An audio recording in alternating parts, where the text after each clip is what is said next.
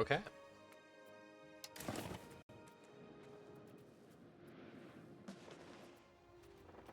So, last time, focusing in on there, we just beat them in a war. Oh, I took a lot more than I realized. Off like the whole. These are populated areas too, because this northern area is like not very populated. Yeah, the south is basically where most of the people live in this. Yeah. Oh wow, our food costs are insane. Okay, I see why I was building irrigation. I also build farming. Yeah.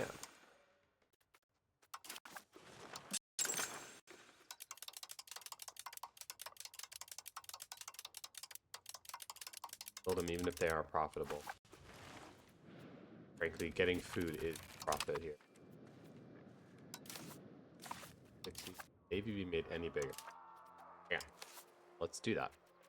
Keep filling up the heavy ships. I want to be able to spread naval propagation at some point, so.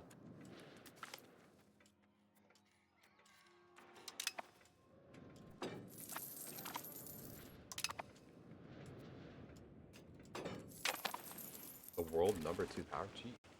Wasn't someone in India previously world number? It was Mashapa. I'm mainly competing with them as far as who will be the top one. Top 2, rather. Y'all know who the top 1 is.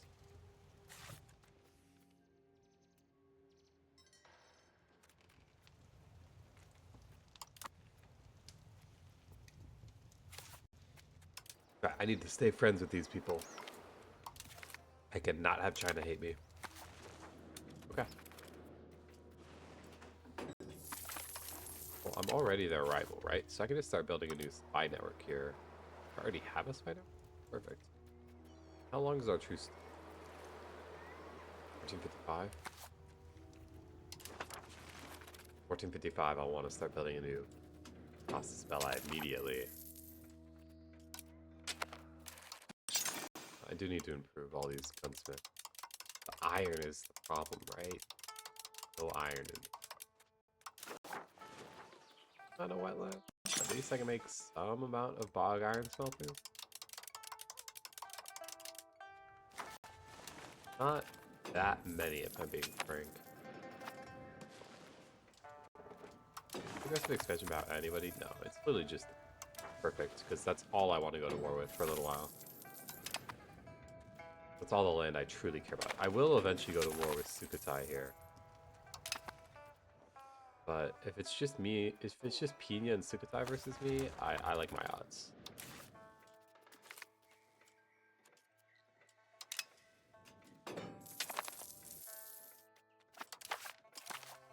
Wow, my values are pushed. Overall, really where I like them. I also need to keep integrating subjects. Any my subjects need... No, I need to start improving with all of these. Deal with you. They're already only at 65% loyalty. Although, they also don't like me, so I guess that's not too surprising. So much money. More bog iron everywhere. I should getting access to more not vegetation. Topography.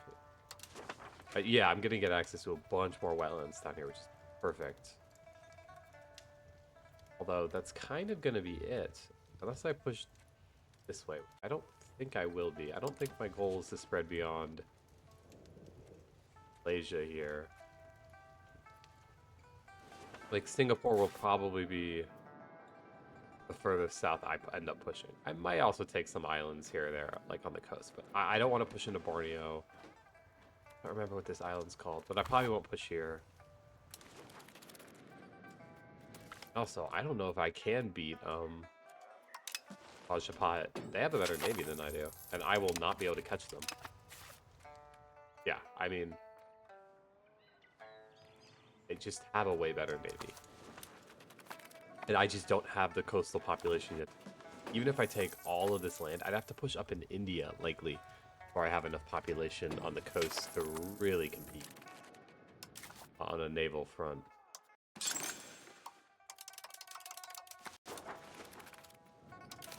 You need to focus. Food costs are insane and are hurting my economy.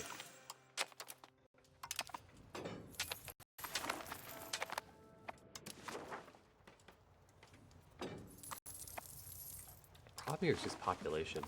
Not enough people in my country yet.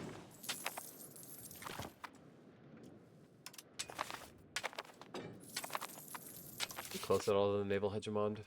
No. Wow. No.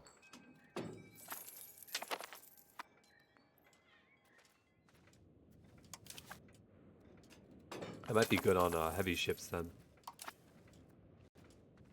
I want to eventually create fleets of 8 heavy ships and 30 light ships. I don't want at least 2 of them. Maybe even 3 at some point, depending on once I push over here. Really keep naval control spread everywhere.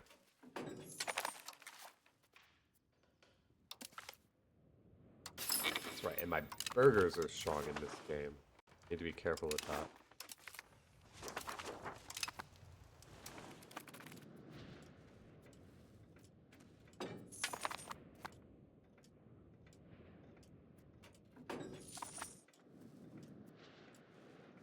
Well, more for China right now. I wouldn't have a good economy. Though, their economy isn't as strong as I would think, considering they've actually fully unified China. It's not like their economy isn't strong, but honestly, in the games I've played, even where China doesn't have all of China, they tend to be ridiculous. These guys don't strike me as ridiculous. I mean, wealthy, sure. They make me look eager in comparison.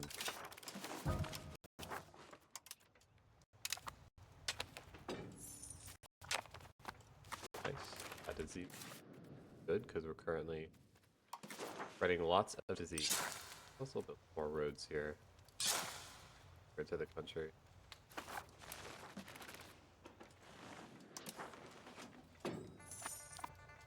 Do have a local governor. Did I spread him down here? How long until you know what? I actually just don't think it hurts. If I have a city, I could just put him in Chonbo. It's not very central. But I guess it will be central once I get, all these guys, so. But I don't think I can, right? Because I need a road connected. Oh, I can. Never mind. Incorrect. I give it a local. I build a name. I still don't get why this requirement isn't there. Not connected to Namsak by land or strait within the same country. Well, it is connected by land within the country, so I don't really get how that works. Yeah, it isn't connected by strait, but by land. I feel like it is. I guess it's... We'll build it here. Is it ideal? No. Will it get the job done until I finish off the Khmer and fully integrate them? Yes. Asian market. Yeah, this market sucks. I'm tempted to get rid of it.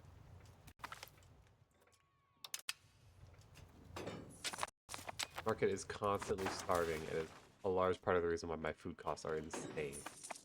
Get rid of it. Would that help me? Hold on. Yeah, it probably would, honestly. It's gonna hurt my economy in the sense that I will get a significant amount less tax base. But I think in just terms of not... all these provinces it has, for the most part, are food. Only food positive ones are the ones down here. Basically, these 2 provinces have to feed this entire coast. We have massively food negative areas like this. It might just be worth abolishing this market. In the long term, I'd want to reestablish it, but in the short term, it's hurting. I don't want to spend thousands of ducats later on. I might lose out in the process. I mean, I could always move the anchor market, like over here. That would give this market a bigger share of the food positive region. I think long term that market is in a good spot. So I don't actually want to move it. I want to move the anchor market slightly left, but maybe I'm being too idealistic. I mean, it's probably going to be 40 or 50 years before I can realistically set up this whole region to make as much money as possible. Oh, I love rush conversion. Oh. Sorry if I sound off. I might be getting sick. I can't quite tell.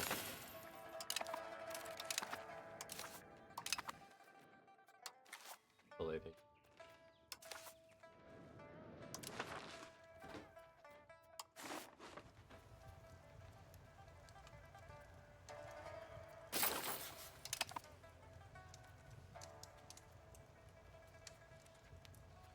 Okay. We'll continue assimilating. We'll just have to have like 2 cabinet members always assimilating. Oh, this guy is like a perfect... He'll just continue to settle tribesmen. However, I don't want to settle all of my tribesmen. But I do want to settle the ones here. So I want good proximity here.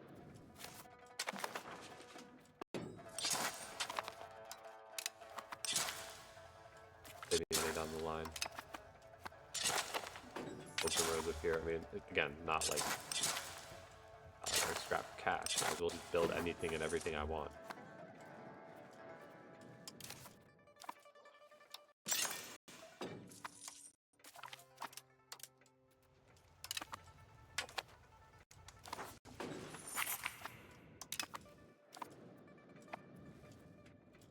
Yeah, I don't really like the claim throne mechanic. I don't like how unions are. In EU4, they were a little too simplistic and strong, but you know, it was fun. It was fun. It was fun just being overpowered. It was fun just getting a free nation. However, was it ridiculous? Yes. There's just nothing else to say about it. It was insane, but a little less on. Only half spend on it, instead of full spend on it, and let's actually just put a guy on that. I mean, as soon as I need to integrate something, he can come back, but in this next war, I probably won't just vassalize everything I take like I did in this war. I probably will integrate 1 or 2 provinces myself. I mean, culturally, I don't think it necessarily matters here. These guys are all Khmer. These guys are all Khmer, basically. Good. I'd rather just have a single culture I can just accept. So, do the Khmer hate me? I don't think they do. Do I even have any Khmer? I do. No, they don't hate me. Alright. Well, then we're fine.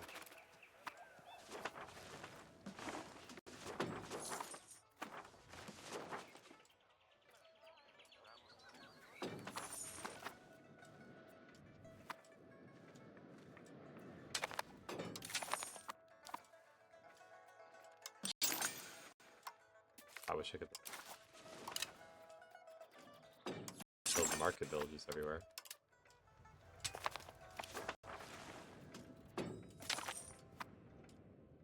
Okay.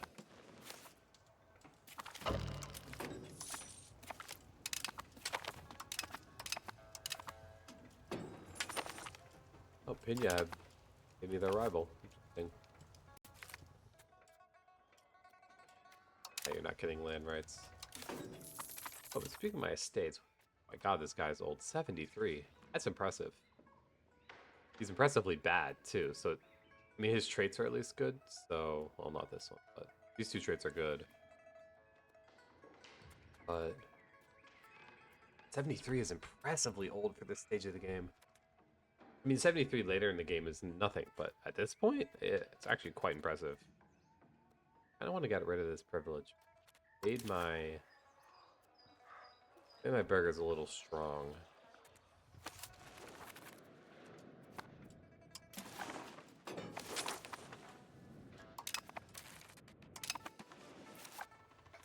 I mean, I'd love to just ally them so that they couldn't go to war, but they'll never ally me. They don't trust me. They're just too much stronger than me. I do want to build up my military more, but my economy, like if I stopped getting tributary payments today, my economy is screwed. Not screwed, but I'd have to cut stab spending entirely. Like, my economy is just not there in this game. It was there early game, but it has not really ramped up. And I'm struggling just to support this one army. This one army and this one navy. I kind of need them in order to push in and beat up these guys, because without it, they just hold a numbers advantage over me. Although, maybe not anymore. But I've so solidly destroyed Khmer. Next war is probably going to be kind of easy. I'm actually excited for it, because the last war was... It wasn't hard, but it was long.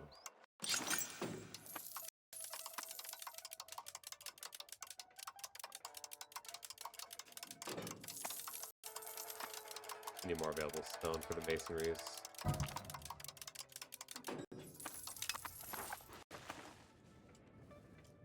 Do I like spamming out stone quarries? Not the most, but make my masonries actually functional.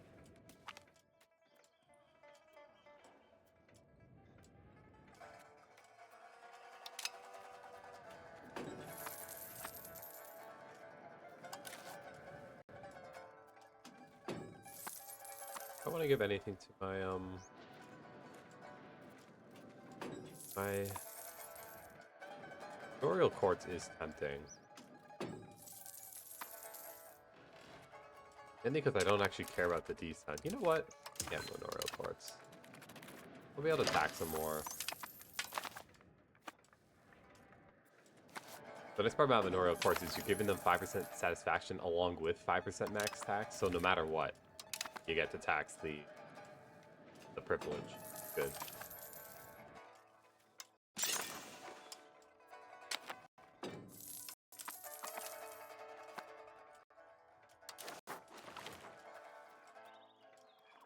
No.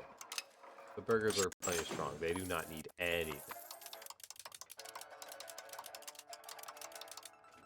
Am I even exporting? It's like, I tried making this a trade-based economy, but it's honestly unimpressive what I'm doing with my trade. Like, how is my trade not better? I have a ton of trade capacity. This is just one market. I have so much trade capacity in so many markets, and I don't understand how I'm making, honestly, just not a lot of money. I guess my markets just aren't set up well or something. I feel like this market's fine. I mean, we definitely have some low access over here. I'll eventually want to put a market in this. That's only if I ever can eventually actually push control in this area. I feel like until then, it doesn't really matter. This market is fine, except that it's costing me, like, tons of money in food. I don't know. I feel like my economy is not... I'm not scaling well in this game. I usually don't struggle with that.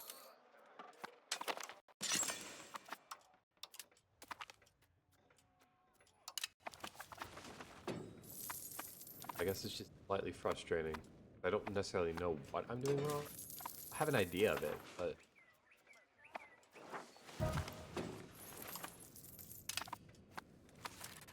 I actually died. We have a actually very, very good lady in charge.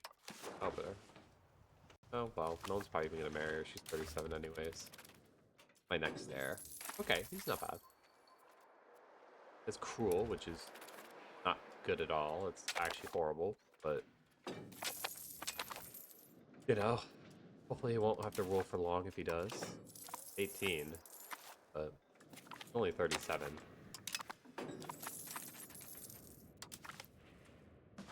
Our opinion.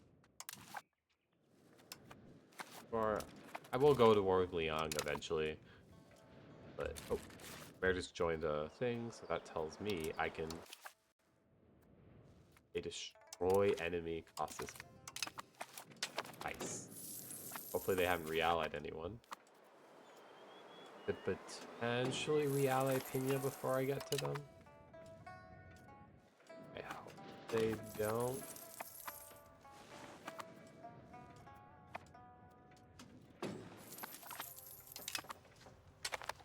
I'll definitely be taking some land directly in this war, because Looking at it now, I need to make sure I'm... Oh. Okay, here is what I was... And I'm out of the Middle Kingdom. Goryo's just not going to be enough. Oh, dude, they have, like, levies right now. I guess they're probably raising them, but... What is... China has a huge professional army, doesn't it? Their pro army. Yeah, 100k. Alright, what do y'all want?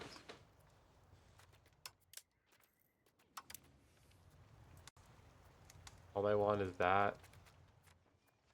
2 provinces. Okay, they just want 2 provinces. Could I... Hold on. Maybe could I entertain you? No money. Provinces up here don't really do much for...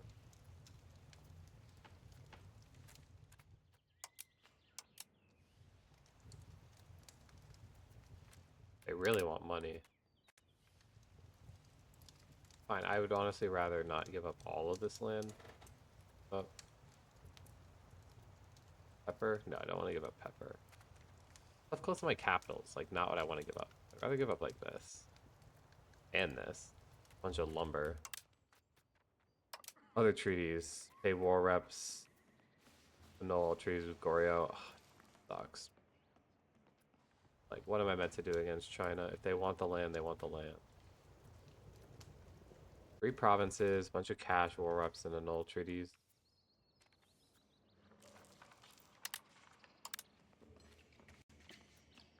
Fine.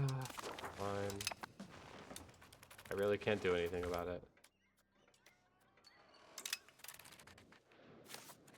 Wish there was a way I could get them this. Now I have cores on them, but not like it really matters.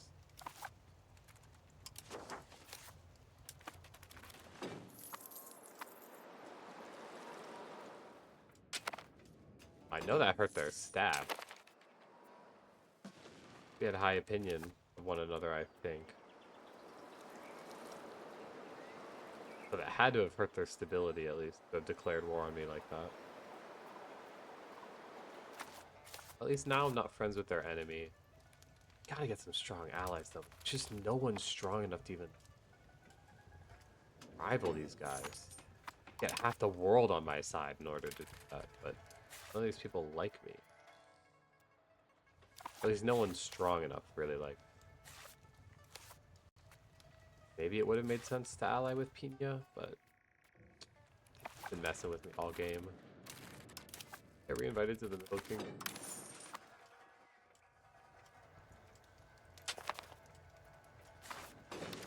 Okay, see what I mean. I have to now actually focus on my economy here. Got my stab spent. And I'm paying war reps. Well, as soon as I'm done paying war reps, it won't be bad, but...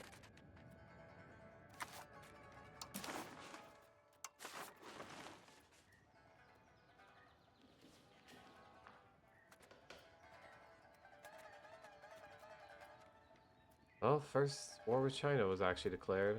Great. Great.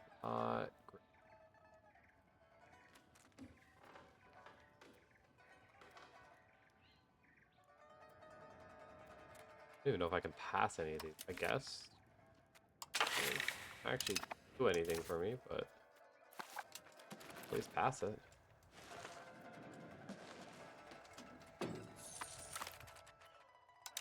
I just can't beat them. Wrong.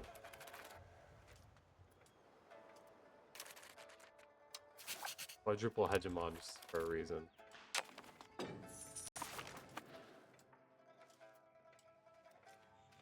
Funny. Are you gonna invite me back? I'd love to rejoin the Middle Kingdom. Please.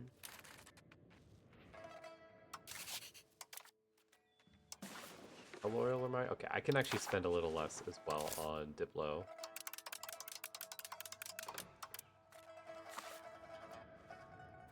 Oh, it was going good up until China declared war on me.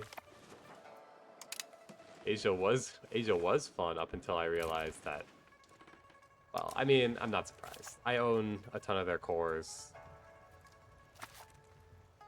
At least they took a big stability hit to do it, and I'm not allied with their rival anymore, so maybe they'll like me more, but I still don't think they'll ever like me enough to where they won't just declare war like whenever they want, basically. So I'd say good overall, but bordering China is definitely not fun. I don't really know what to do about that. I don't know how to beat them. I don't think you can. Maybe that's the whole point. Institution spread? Actually, it's been alright. The printing press spawned in Asia, which definitely helped. I tend to I'm not playing with like the historical spawns, so it doesn't necessarily matter as much, but it's probably gonna be a while until we get a New World. Yeah, hasn't spread. Eigen Shot hasn't spread. It's a bit slow. I mean, I've started also a campaign in India at one point, and it's not really a problem there, but I find in this area of Asia, like East Asia, it definitely is kind of a problem. You can trade with India, which will speed it up slightly, but it doesn't, it's still not fast. You might finish all your researches that you like want to do before you actually get a chance to embrace the next instance. I think it's kind of a split. I did a Polish-Lithuanian Commonwealth run that ran until about 750, and I did a Upper Bavaria to Holy Roman Empire run that also went until about 1750. So those have been my two longest runs so far. Plan to do this run up until I can consolidate, I guess, like as a hard. I kind of wanted to consolidate all of Indochina is probably the end goal here. So it might take me a while. Especially, well, it shouldn't be too bad. I haven't done a ton of formables. I've done, trying to think here. I've done Italy. I've done Poland-Lithuanian Commonwealth. I've done the Scandinavia one. And I've done the Holy Roman Empire. I think those are the only formables I've ever done. I don't even think Dai Viet can make a formable. Not that I've looked, but yeah, I don't think there's anywhere for me to go beyond eventually becoming an empire. Nice. Yeah, they still don't have any allies.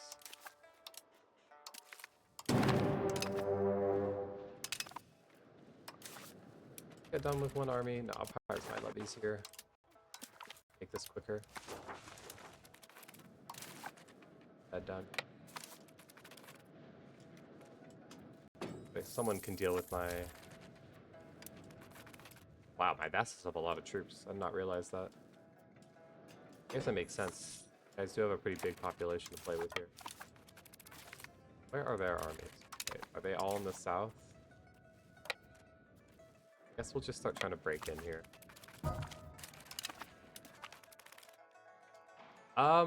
It definitely slows down. I wouldn't really say it lags, but the simulation speed gets real slow. Although I tend to find that if you get into the late game, don't have allies, especially not big allies, because you kind of have to render in their units and buildings and everything too, and it just tends to make the entire game... Oh, let's get off the seat. It tends to make the entire game really laggy, or like not laggy, but run really slow. My PC's pretty good. I have a 5070, a decent CPU as well. Definitely a huge upgrade. I could not have done this on my old laptop. Would have just cried out and gave up. So it definitely requires at least an okay PC to run well. Although I think you can run it, it just gets really slow. Which is definitely not fun, but...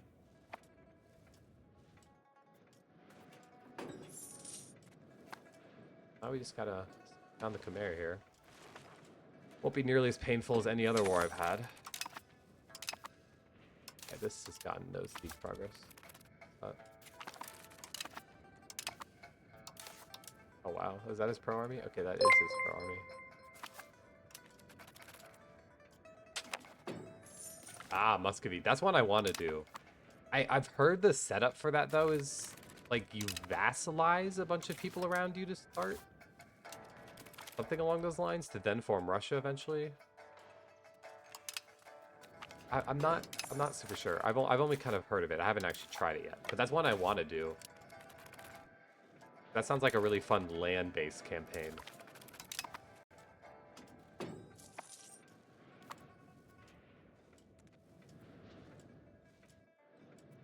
I'm just trying to learn a little more of Asia. Trying to learn the China mechanics. Although, clearly I still don't really get it. But I think I'm coming up on 400 hours.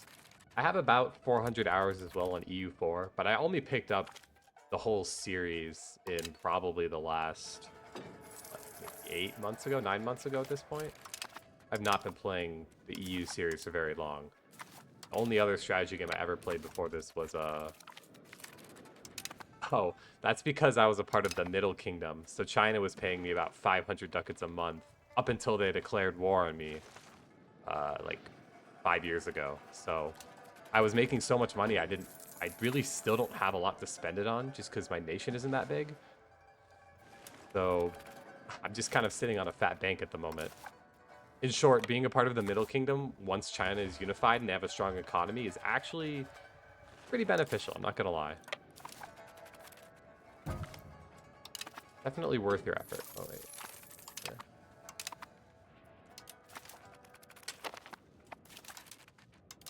You attack here?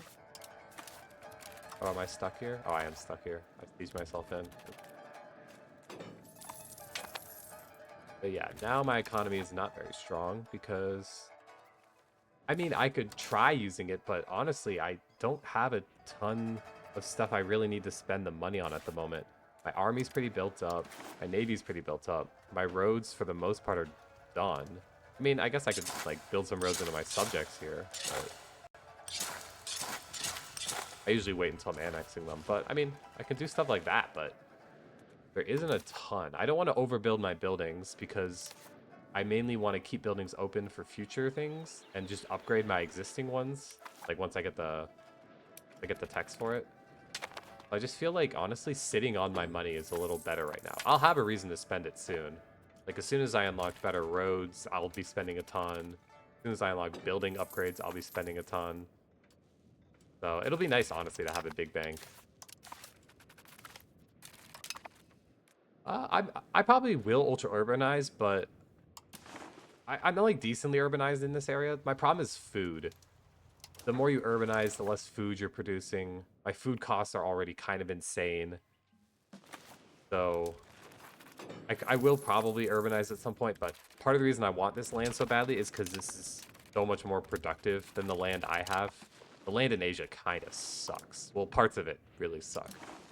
Like this whole area is just straight mountain. It's only lumber. Like the only resource I swear is just lumber everywhere. Yeah, there's like a decent amount of rice, some legumes, but kind of it's weird. You don't struggle for food at all in the early game, but once you start to urbanize, you definitely start struggling with food pretty quickly. Part of what I'm doing is just securing this farmland here so I can urbanize.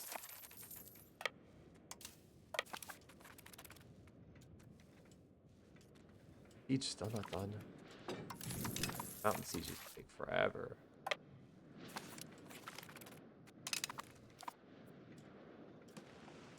don't know what I want to do with these guys. Do I just want to vassalize them? I don't know. Finally, it's done. Actually, you know what? You guys can all head back. I want people back working the fields. The army can get this done. Yes, I am.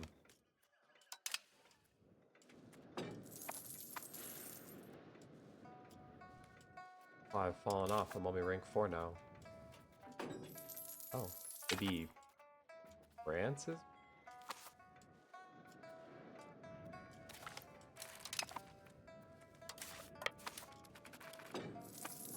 Speaking of middle, I currently live in the West, but I'm actually from more of the middle of the U.S. Yeah, I mean, this area is so food productive. This will be great. I mean, even this area is decently food productive. Like, I'm not necessarily struggling for food, but these coasts that I've urbanized are actually struggling for food. So, probably in this war, I'll just focus on this land along this river here. Might technically be some better option. Yeah, it's like midday for me.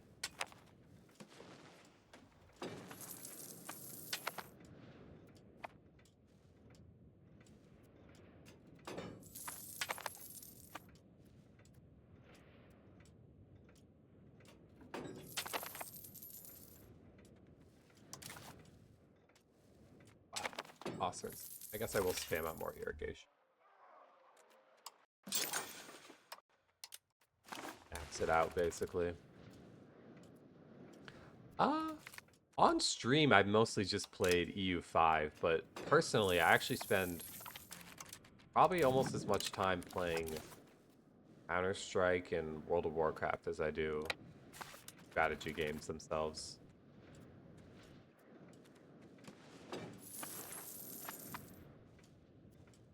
I just feel like Counter-Strike's a hard game to stream because you gotta be like ultra aware of what everyone is saying at all times. Almost just want to like perma-mute.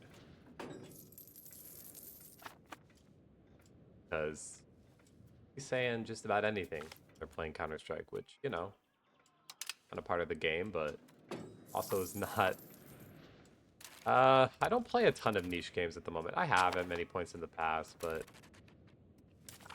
currently, I don't know. Honestly, I've been playing a lot of EU5 and World of Warcraft. I tend to play a lot of the same games.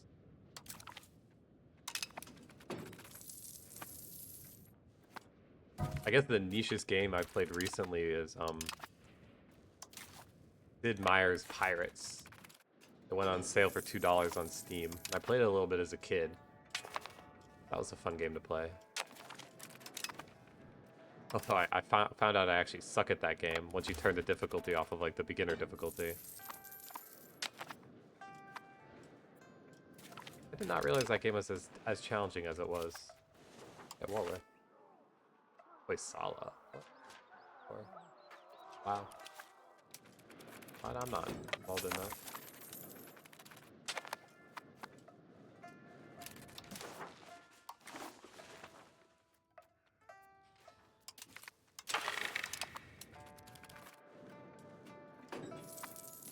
Oh, we're almost done here.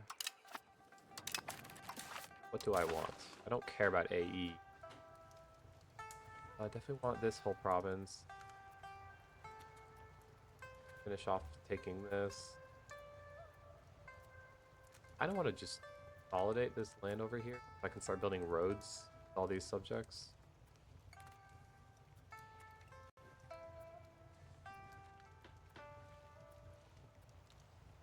Definitely this. I have a lot of war score, wow. This? I wanted one extra province.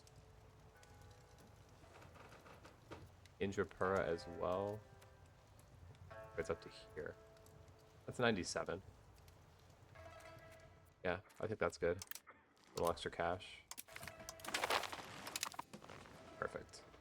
Okay. I want to create one or subjects out of this. I'll put one here. Doesn't matter. And honestly, I mean, this is a lot of land to integrate. No, I should definitely get one more.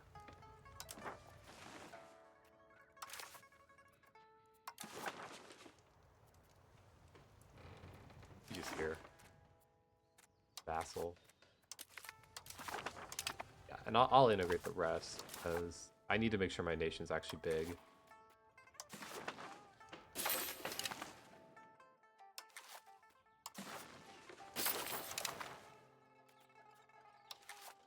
You can also integrate. We'll leave one guy to assimilating. And bring the army back. Turn off the maintenance because I actually can't afford anything. Or since I was kicked out of the Middle Kingdom. Hint at all more? No. I could, but I want to. Definitely can't spend less on Diplo now. Ugh, I almost want to spend more on food costs are getting in. Hope it rebalances now that we're not at war. Actually, the market should rebalance here too, so that should help a little bit. Hopefully, once everything rebalances. Okay, no, it's not helping at all. Wonderful. This market will be good, it's just not good right now.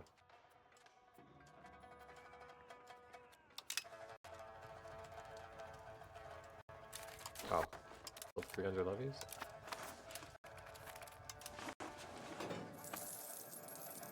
Well, one day this will make more sense. Annex any of these guys? Okay, I can. Annex you first.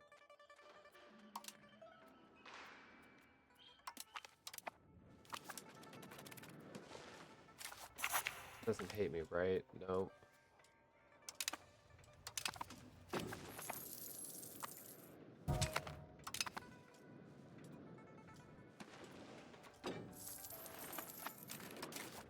Wow, I need to... Oh wow, that's a real nice cabinet mover. Yeah. Definitely. Don't care about pissing off there at this point. I mean, my population isn't what I'm focused on. I don't really have many more RGOs to build, but much. I guess it's farming villages or bust. Build these everywhere it makes sense. I like there's many places for that.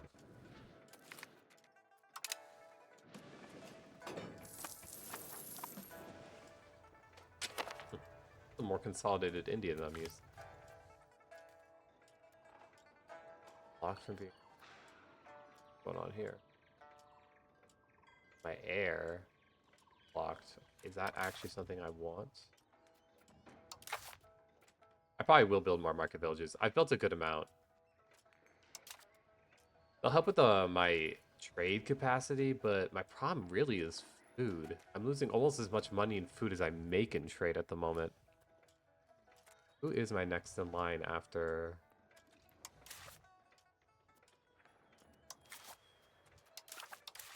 the kids here? Aaron. It would probably be what, her? No, she sucks. I definitely don't want to, yeah, I don't want to lose him as my ruler. Get naive and... That sucks, but... I think I have to. I don't... Okay, I don't know if this is like a glitch or if this is an intended mechanic, but when you give your kids expensive education, is the cost of court meant to stay with you for the rest of the campaign? Because the only campaign where I ever bothered giving a bunch of my kids expensive education, the cost of court never went away. So it actually sucked long term. Even if it was good short term, it sucked long term because I had like 5% extra cost of court just because. And that like felt horrible. Because 5% of cost of court is actually a ton. Yeah, that's what I thought too, or maybe as long as they're alive, but this was like a couple patches ago, so maybe they'd fixed it since then, but previously it used to stick with you forever and sucks. The only reason I didn't do it, I actually do think it's good, like you do get better rulers on the whole. I mean, I guess I could test it with my next kid. I don't think one child, 1% extra cost of court will be game ruining, so I guess it's worth testing. Oh, speaking of something to spend money on, all of them, every road. Nice. Literally all of them. Okay, and there goes 150k. There goes all my cash. But that should give me...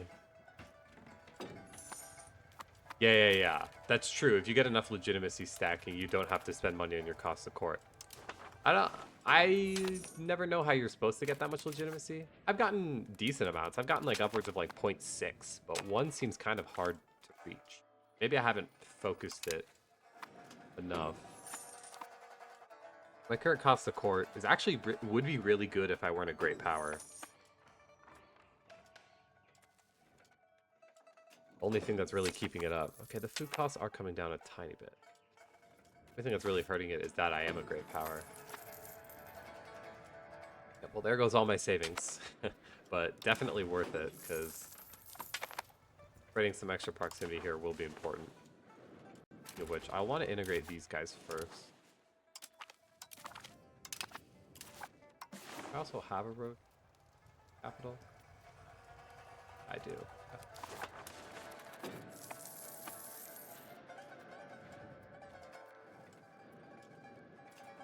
Yeah, for some reason, I can't build a local governor, and I'm not really sure why. I have the naval governor. I have the naval governor unlocked. I have harbor administrations, but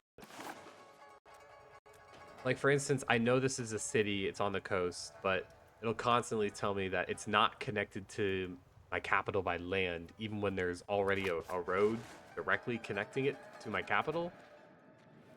And I'm very confused as to why it's telling me that.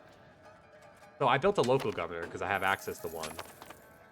And I'll probably end up moving it in a little bit here, now that I've conquered more land, but I wanted to build a naval governor. The whole goal of this build was, like, I'm going pretty hard on naval here. Yeah. I mean, I have decent proximity anyways. It's not horrible. And once I get these better roads, it'll get far better. Yeah, I don't know what's up with that. I don't know if I'm just misunderstanding the mechanic, but I might be.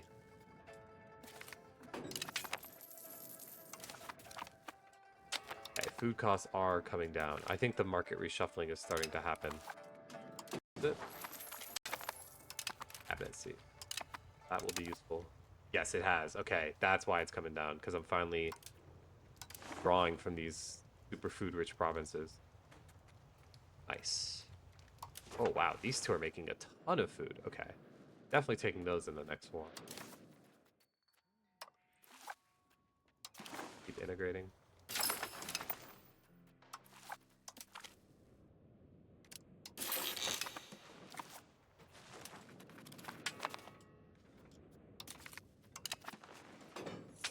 Though Sukhothai gets kind of beaten up in this war and forced to annul treaties, that's fine. After I finish off the Khmer, I mean, they're probably next. Like, I can go into China. Keep making sure they don't hate me. My PC was about 1600. I didn't build it myself, so I probably could have made the same PC for about 1400 if I had any knowledge of how to build a PC, but I don't. My capital does not have a lot of population. I want to encourage migration there. I don't know, PC parts have been exploding in price too. Yeah.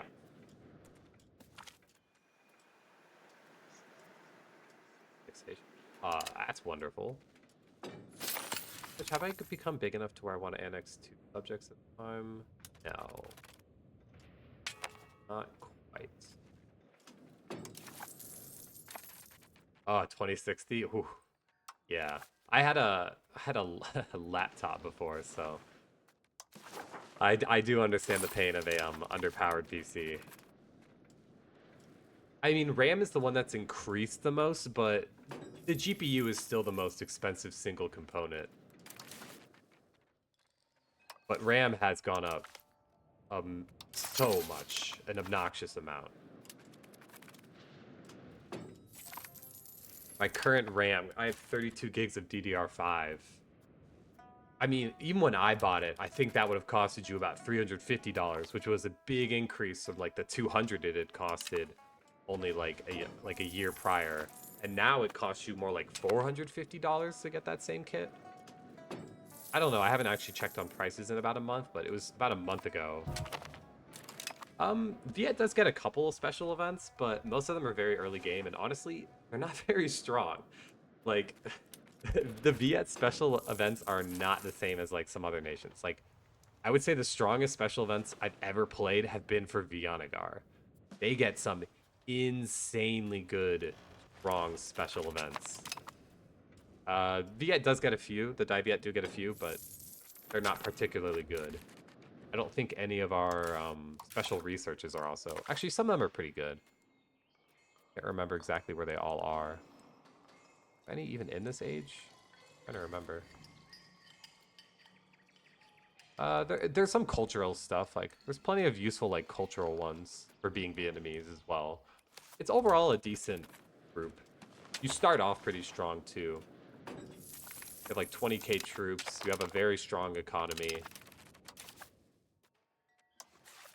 And because you're a part of like the Middle Kingdom, there's all those benefits. But it is not as strong as many of the other special events other nations get.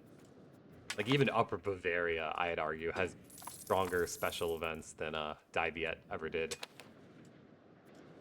Like the one that just lets you get a vassal for free, get all the Lower Bavaria, and all you have to do is eat minus -50 stability. I mean, -50 stability isn't nothing, but it could be worse. We're earning enough now. Food costs have come down so much.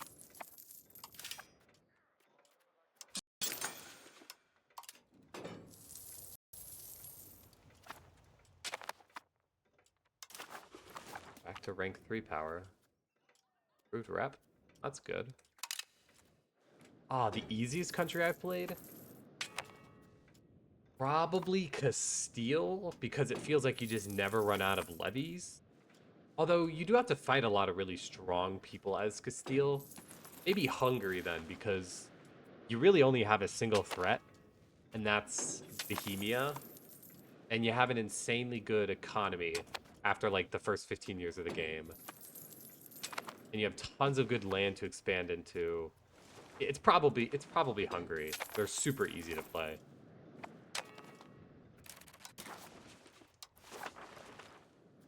Korea is also pretty fun to play. But again, like any country where you have to contend with China is just not fun. In the sense that unless you decide to basically become China, you're always going to struggle with the whims of whatever the Chinese AI wants to do. If they want your land, they want your land. You're not fighting them. I'm not fighting the Chinese 116k professionals. I mean, that's the amount of professionals I usually have at like 1600. I just can't. I cannot fight that. Oh, okay. My economy is starting to finally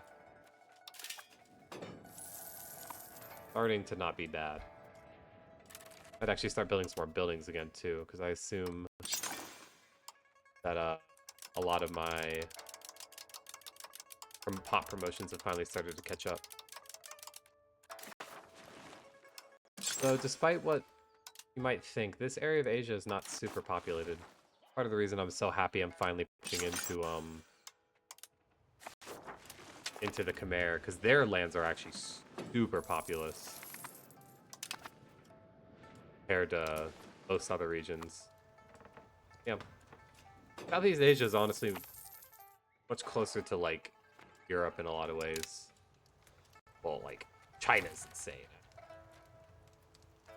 Single cities with 300,000 rare in most of the rest of the world, but here you got an entire region full of them. Like basically everywhere is 100k pops. Why China is so strong, especially because they always end up putting their capital. Well, the AI has gotten much smarter now, and the AI will always put their capitals like in these population centers. Much more competent than the AI used to be, like the early patch. Because I played one game of Korea very early on, and oh great, and they have another claim on province on me. Please don't go to war. I like. Hold on. Can I offer you mill access so that? Oh, but they have the ability.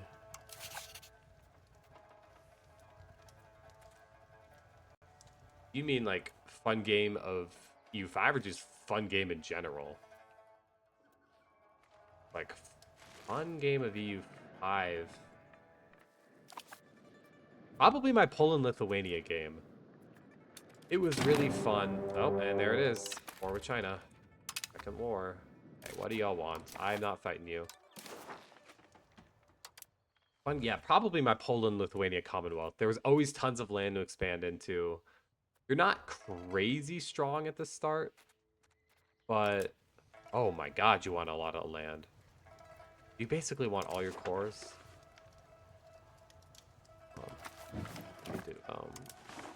What are your cores? Is this all of your cores? Yeah, you basically want all your cores. I mean, I could fight them, but I'll lose. I can guarantee you that. They have 700k troops. Like, 100k professionals even. I have 16k. My professionals... I mean, I could probably win a battle or two, but I'm going to just run out of manpower.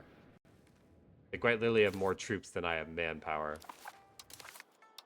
Anyway, I can offer y'all a little bit of land and not like everything. Although, if I just give them everything, does any of this shit even matter? I mean, there's on pepper, some tea, elephants. I mean, they'll split them up, but they'll still be running probably 20k professionals. And like, no, they will not. I promise you, as long as they have a troop advantage, they won't accept a white piece.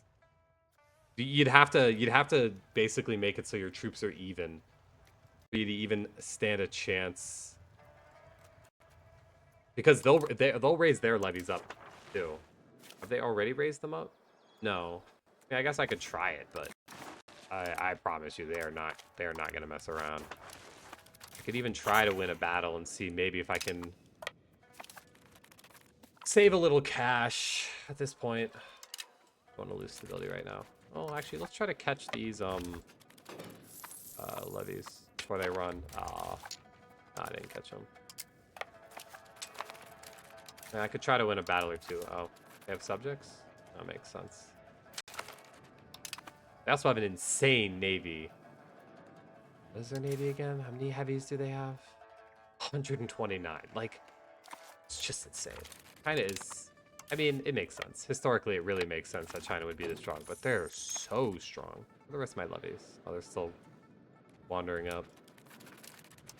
Well, I want to take fights here mainly with my professionals. The levies... What is that? Okay, that's a levy stack. I can definitely kill that. I can definitely beat a levy stack. Yeah, that's not a problem, but it's once the professionals get here that we're gonna have a problem. Okay, 2 more stacks. That's a professional, and that's a professional. Okay. Like historically or in game? Okay, let's hold on. Let's see if we can fight this small stack. I think historically they just constantly get split up by rebellions. And like they're ruled by the Mongols at one point, and then there's like the Red Turban rebellions, which is basically what the start of EU5 it shows you happens. And then it's just a lot of warring states. Like Chinese emperor loses Mandate of Heaven, everyone rebels against them. Oh god, they're reinforcing. No, it's so over. Yeah, I can't fight that. Nope, 28k versus... Yeah, no. Well... Yep. How many professionals is this? Are these all professional stacks? They are. And then in-game, yeah, I have positive war score, but I promise you they're going to want almost the exact same thing right now in a peak. Yeah. Oh, they want less cash. I guess I saved myself like a couple, like 1,000 ducats. What do they want? A royal marriage between my vassal and me? I mean, I don't really care about a royal marriage. They want me to release subjects. See, that's what I don't want to do. I'd rather give them more money. Dai Viet annuls all treaties. Honestly, fine. They would end up with too much antagonism. That's why. Okay, so could you just maybe take a little less land here? But it'd still end... Probably what? Still end up with too much antagonism? Well, then maybe try not being so damn aggressive. Take a little less land here. Okay, this doesn't give them too much antagonism. Yeah. I gave you a lot of cash? I can't. Okay, this is better. They actually take less land. They don't release my subjects. Yeah, Noel's treaties. The war reps really sucks, but... Could I not pay war reps and just pay you more? Yeah, I'd much rather do that. I don't want to pay war reps because it's going to be like 100 ducats a month. Okay, this is... Yeah, not great, but this is fine. Can I keep my alum province? I'd really like to keep that one. Can I give y'all just... Okay, no, that gives them too much antagonism. You all just take a little extra cash? Okay, thank you. I need the alum province. There's like no alum in all of Southeast Asia. Break no treaties, royal marriage in 8 provinces, plus a bunch of cash. That's better than it was going to be. It was better than it was.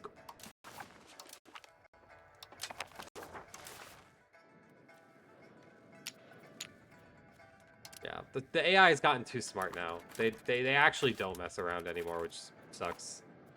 I mean, if it were like 2-to-1 troop differential, like if they only had 200 or 300k, I think I could do it because I could raise up mercenaries, I could fight smart with my pro army and my levies, and probably basically whittle it down to a white piece. Maybe even win if I got lucky. Problem is just they have 700k, and even when I get allies, it doesn't significantly change my ability to like fight them because no ally has more than like 50k troops. Like there's Majapahit, the world number 2 power, only have 80k.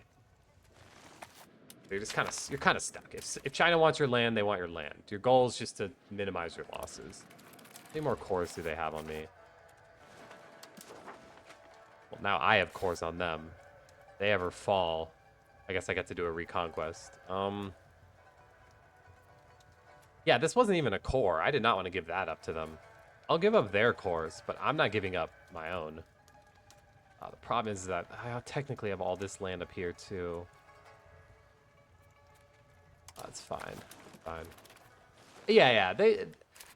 Honestly, yes, but not in the most recent patch. In the most recent patch, once they become unified, I've never seen them crumble. Like, after the Red Turban Rebellions, once the Great Yuan fall, whoever takes their place, they're ridiculous. There is no stopping them. In, like, most games.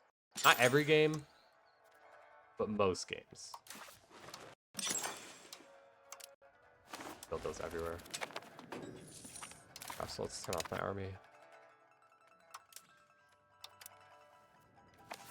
Yeah, they are a problem.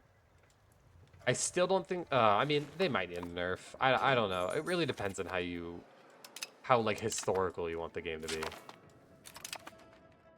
Claim throne on Shenyang and Goryeo? Cool, but really help me. Like, historically, it does make sense for them to be this strong. They were basically, like, the only power that mattered in Asia. I mean, once Japan unified, sure. But largely, they were the only power that were really, really dominant in the region. But I do think it's a little ridiculous from a game tuning perspective that they're this rich. I'm cool with them having that many levies, but I think it's the economy that's kind of ridiculous because they're 5 times bigger than anybody else could possibly be. And I don't think that's historically accurate. China was also never this unified and centralized. Getting building upgrades. Be good. Like, I don't think there's ever actually a point in history where China was truly this centralized and this comparably strong. It's too bad they don't like me. It's the thing is they haven't even rivaled me or declared me an enemy. So I don't really get why they keep going after me. Like, they have plenty of other people they could go after. But it's really only been me.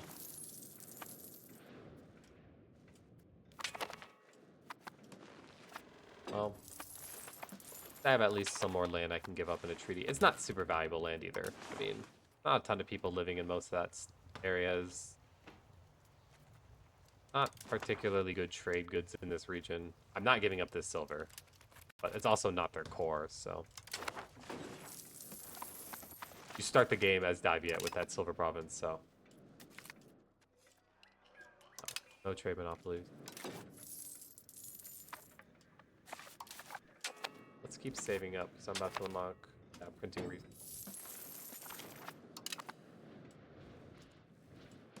I do want to do another Netherlands game. I tried doing one, and this was when the new aggressive AI was introduced. And I tried 3 times. I got killed by France once, and I got killed by England twice. It was not fun. Now that they've fixed the aggressiveness of the AI, I think it could be more fun. Because you might actually stand a chance at forming the Netherlands. Actually, my last campaign that I streamed was Denmark. It was a Denmark in the Scandinavia game. It was very fun.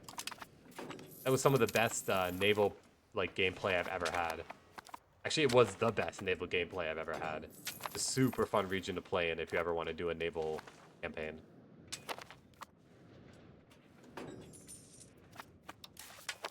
You're massively poor at the start of the game, but at the start, you're really strong. Of the countries to form Scandinavia, I've heard Sweden is better, but Denmark is fun.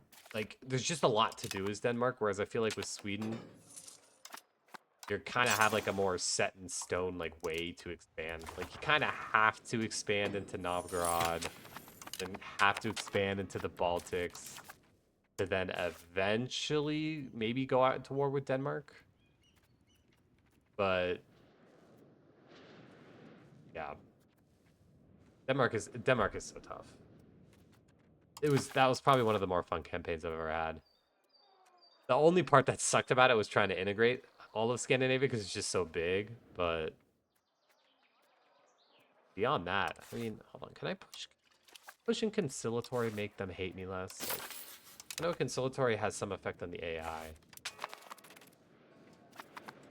I don't know how much, but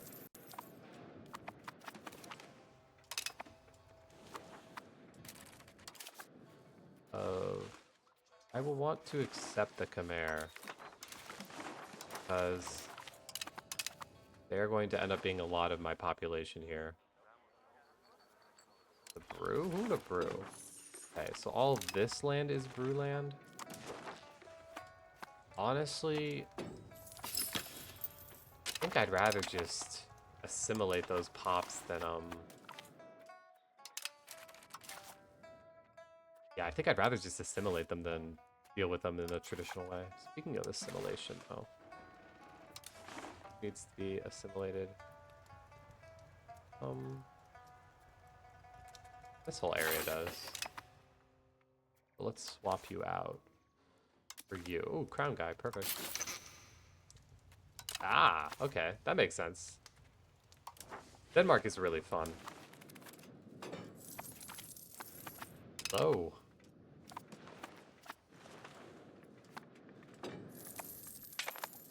No, Denmark was my last campaign. It was definitely so much fun.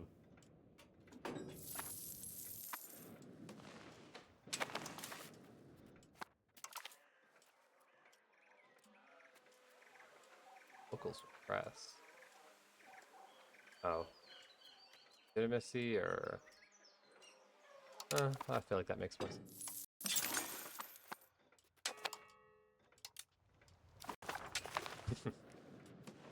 Some Nordic beef.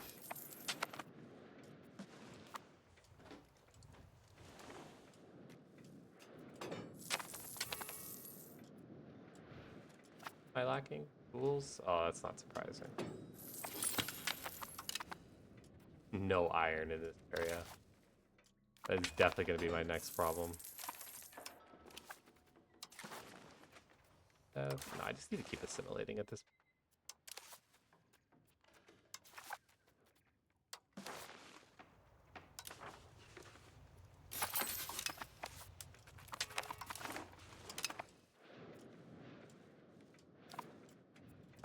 Double stack assimilation? I didn't even realize I did that. I'm curious if that's faster.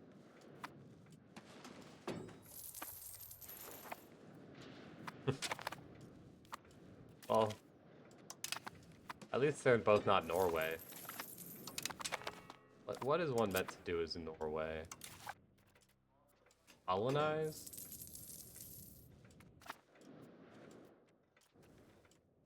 Forget it. No one wants to colonize. Colonization has got to be some of the worst gameplay.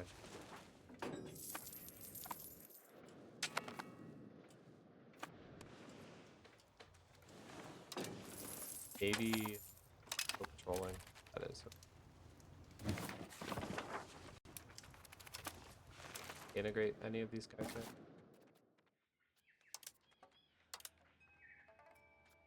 Oh, speaking of which, is my truce with the mayor over yet? It is, okay.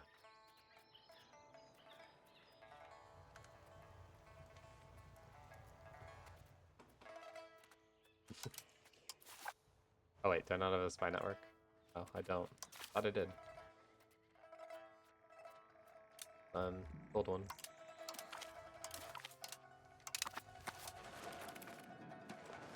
Not playing well. I guess I got distracted by that war with China. Yeah, not gonna have a food problem like I did for a little while there. Oh, I have a claim thrown on China. I'm sure that'll go well. Well, my 9 subjects are stronger than their 9 subjects.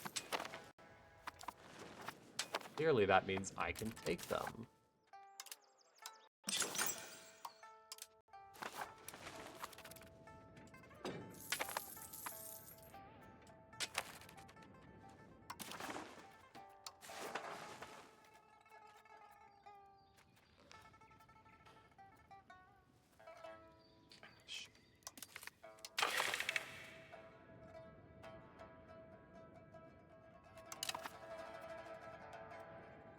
Who knows, maybe I'll do my next campaign in Sweden and try to compare it to my Denmark game. I've heard Sweden's super strong. Heard the developers love Sweden. Sweden was awesome in EU4. They were so strong.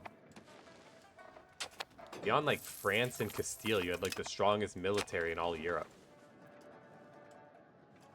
Oh, unless you formed Prussia or something, but Prussia was straight up cheating in EU4. You could not lose a battle if you formed Prussia and optimized your military. It was actually so ridiculous. EU5 is honestly comparatively balanced when you compare it to that. Why do I need so much charcoal kiln?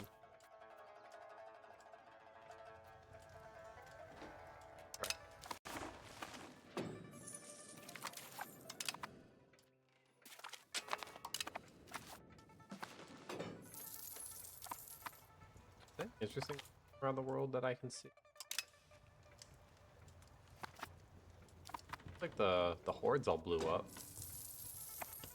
but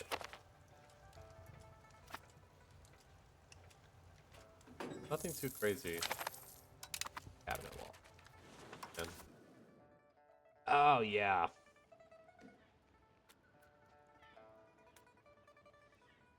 I feel like either go admin or you go dynastic. I don't really want to push traditionalists. I mean, I can afford the traditionalist push. I'm not gonna leave innovative anytime soon.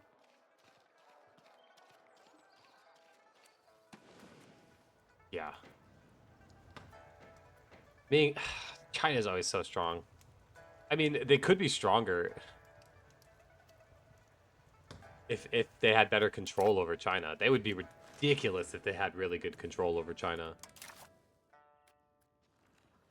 I just want to reduce everyone's power and get some centralization. I do eventually want to push centralize. But getting this efficiency of the cabinet would be nice too.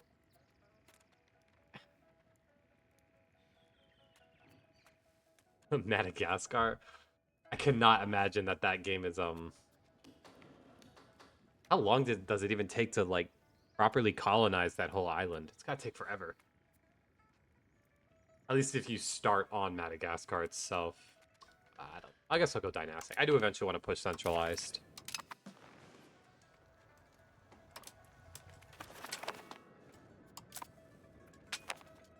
Yeah. And it's just ridiculous. They already have 130 in my game.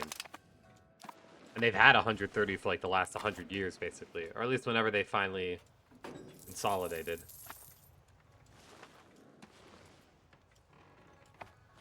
$1,600? Yeah, that makes more sense. They usually have 1,000,000 by like the mid 1500s at least.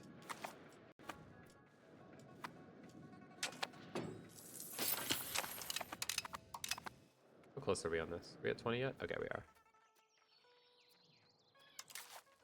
Troy, enemy.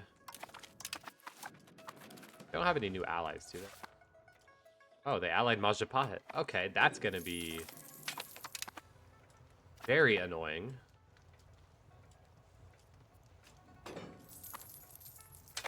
That's actually gonna be so annoying. It's gonna tank the war score. How much? Okay, they don't really have much of a pro army, so I'm not worried about them in that regard. Man.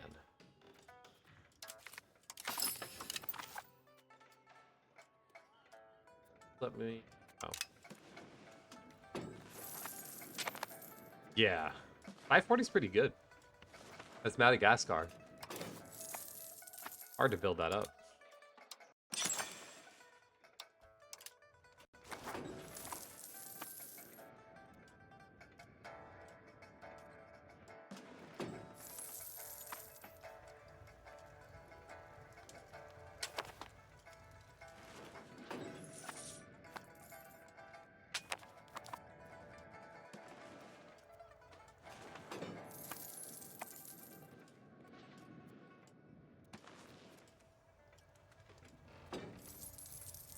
Oh. We're gonna try to piece out Majapahit. I can't beat them though in the water. No. There's 0 chance I beat them on the water.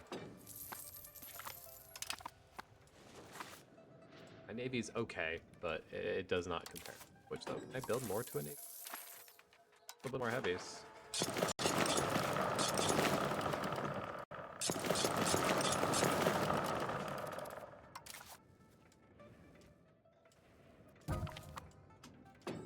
Oh, you're colonizing Australia.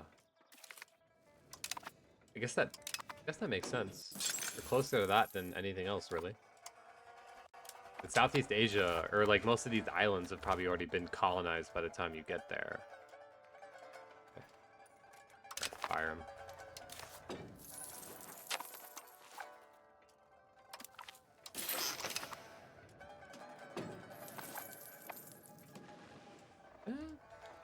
I would eventually, maybe. It could be an idea for once I've consolidated Indochina. Oh, 130 from just saffron? Hey, what's my most? It's mainly just tea. Tea and some silver. Essentially. You know what? I actually have so much money. I could explore the region. No reason not to. For that guy in front. For this. Oh, let us say, wait, what? I swear I have the cash for this. That guy in charge. I'll also explore this area as well.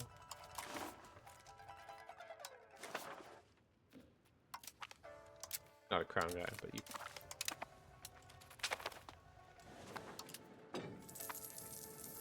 Yeah. Well, I mean, a lot of trade is just moving goods from one spot to another.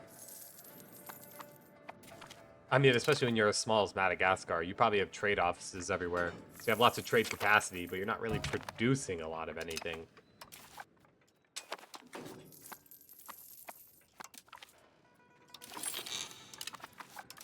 My economy has finally recovered from getting kicked out of the Middle Kingdom. Actually, okay now. Not that great, but it's mainly my expenses are the problem.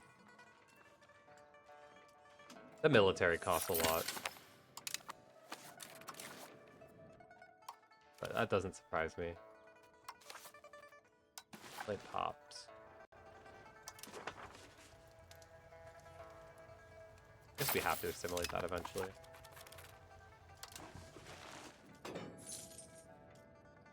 Are these areas cored yet? Almost.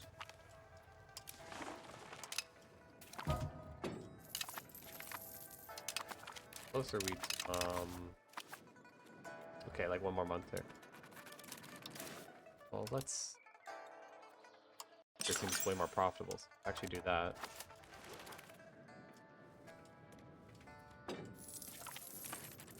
Oh, actually, let's get the military over here. I want to crush Khmer immediately. I want to full occupy them before they can really respond.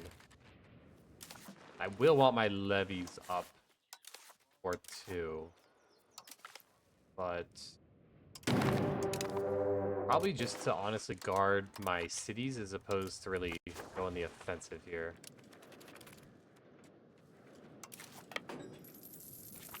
That's where their army is. I'll hunt that.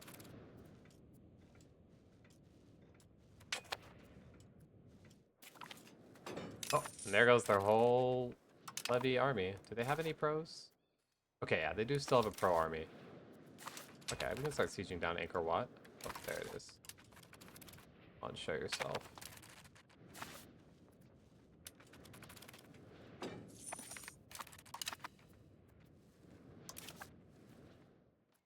Yeah, most of my trade is with China, but I'm also kind of limited on trade capacity somewhat. I don't know how people scale trade so well. I'm not manually controlling my trade, which is maybe part of my problem. There they are.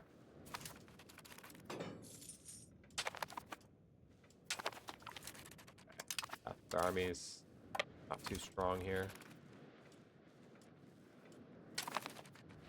Okay, we have... Oh. Actually, speaking of which, I don't want my whole navy getting killed here by Majapahit. Oh, and they are landing in the south. Okay. You bring the navy home for now, and only use it if I need to. Like there. That works. Take small battles. Like can't take too many.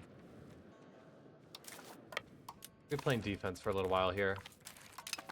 Luckily, they won't be able to land enough troops here to make a significant impact, so... Not at once, at least. Maybe my troops will actually focus on sieging. I'm gonna use my pro army to do this. Yeah, let's have 2 big siege stacks. And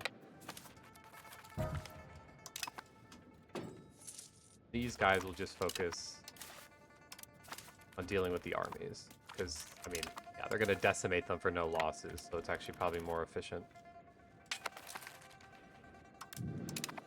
Oh, they're fighting my little holding I have over here. That's fine. I don't really care about that.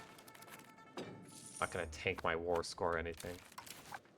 Oh, where? Oh, no. Back up my vassals. Okay. Oh, they're landing a lot here. Not like it's going to matter. Yeah.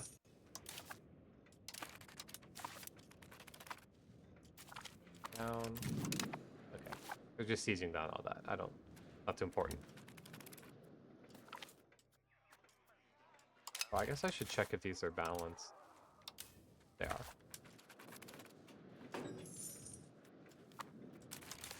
But whenever they reappear, that's fine. Let's just keep this focused on, Oh. Oh. I didn't even know they were in there. Okay, is this their professional army? We'll hide this up in the mountains. They can't get it back. You too. Go hide up in the mountains. You're not getting your army back until the war's over.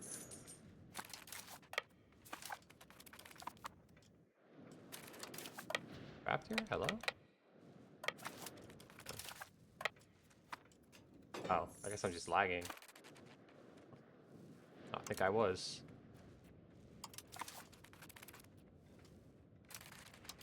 Got defeated. Oh, another stack landed.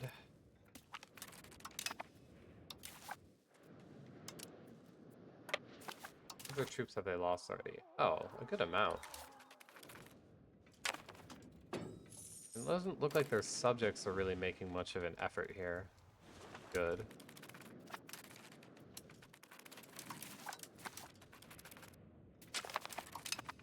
wiping out all their levies. Landing over here now? Don't want them to land over here. Stop that. Oh, I can at least send their fleet into retreat here. Have a little guys going. I don't even know. Nice. My navy's actually doing a decent job, but I just don't want to fight the... Honestly, I just play on max speed because games take so long. And everything's a little... Like, sure, I could probably fight my wars on, like, 6 speed, but... The game just runs for so long, at a certain point, I just want to, like... I want to go through it. And it doesn't, like... It's not like by playing at max speed, I tend to lose out on, like, a lot of micro details. Even if I do lose out a little bit here and there, it's okay. The time I save by not having to, like, micro everything, fine. Or the little I lose out on not microing. Okay. Now their vassals are starting to land. That's fine. They can do anything.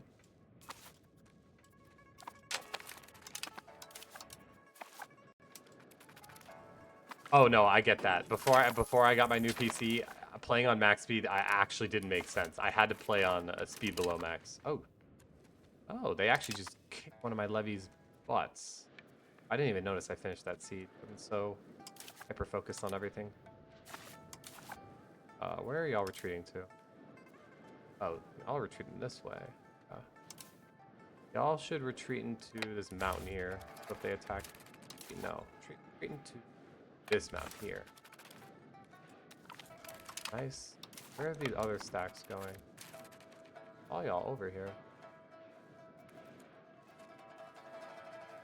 Landing more over here. There it is, there it is. Is that their pro army? That is their pro army. Okay, well.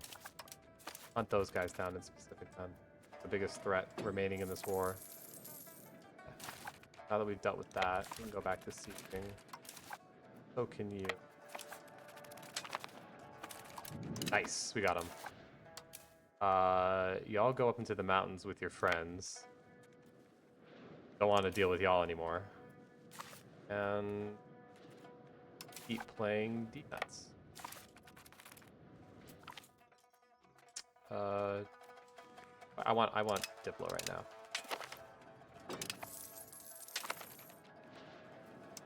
That's done. Start sieging down Anchor Wat. Where'd the rest of those troops go? Oh. Another back. Alright, well, go up into the mountains with the rest of your friends. I do not play Arc Raiders. I've never really been big into extraction shooters. I like shooters overall, but that's like the one genre of shooter that just never really caught my fancy. Is there a white piece here? How about this? I'll humiliate myself. I don't even care. Perfect. Take my prestige. I don't need it. Get out of this war. I'm tired of dealing with you. Right, now I don't have to defend against anything. I can actually just start sieging everything.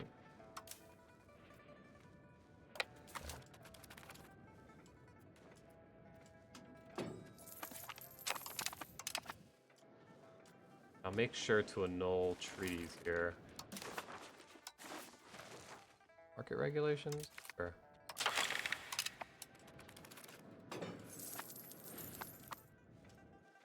I am no longer allied with Sukai. Wow, he is strong. They actually have an appreciable sized military too. That'll be a tough war. Unless I can expand my army, which I should be able to build a second army here soon. Off the...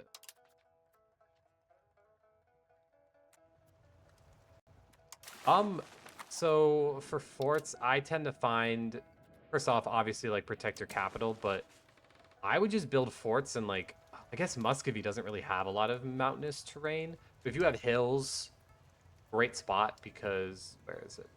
Attacker penalties. There's something about being in a hill that, like, definitely makes forts a lot more painful. Mountains are even better, but like mountain forts are, I don't really think gonna happen in most of Muscovy, so that might not really be an option. But if you can, I just put your hills or put your forts in like places that are defensible or around your capital for the most part. Like encircle all the provinces around your capital with forts, so that way it's a real pain in the butt to try to siege down your capital at any point. Although I am not fort maxing in this game. I'm not. He just reminded me though. I should build some forts with China in case we get into a war I really don't want to deal with. Pull up the topography map. I feel like I feel like this is all hills though, so some mountains over here. I know I can afford more of these. One here. If you have any choke points in your country, like where you expect the enemies to also come in from, that can be a decent spot for a fort. They exert like a zone of control, so you just have to like build it so that this should give me a lot of immediate coverage. I have forts here, a fort there. I guess if they come in from the north, it might be nice to have a fort here too. Yeah, Russia's just so big. At a certain point, my only other advice would be just don't build your forts where rebels are breaking out if you have any rebel problems, because you don't want to unsiege your forts ever. That's just such a waste of time. So as long as you're not being forced to unsiege the forts for the most part, I don't think it matters too much. And forts are usually only good if you're like worried about someone attacking you. If you don't think anyone can take you, then you probably don't even really need forts.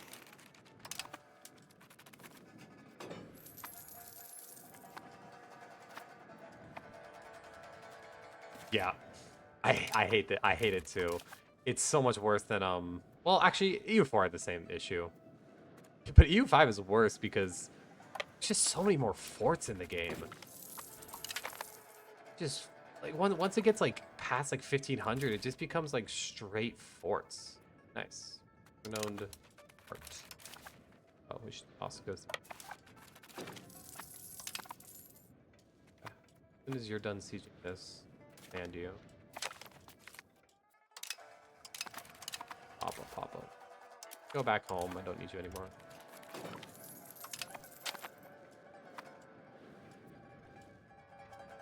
Yeah.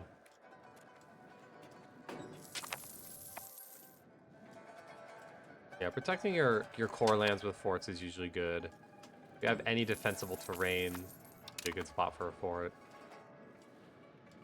Probably end up deleting some of these forts over here, actually. I'll keep the coastal ones for coastal landings, but I'll delete some of these inland ones once I defeat the Khmer here. I wish there were I don't think there's kangaroo RGOs. At least not to my knowledge. I don't even know what RGOs Australia has. I guess maybe once... Oh, actually, I've already explored all this. Hold on. Continue exploring Australia. Maybe I will colonize Australia. That could be fun. Be a little different.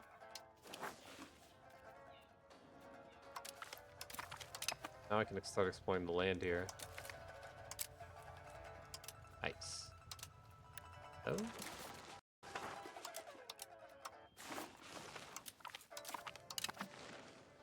You.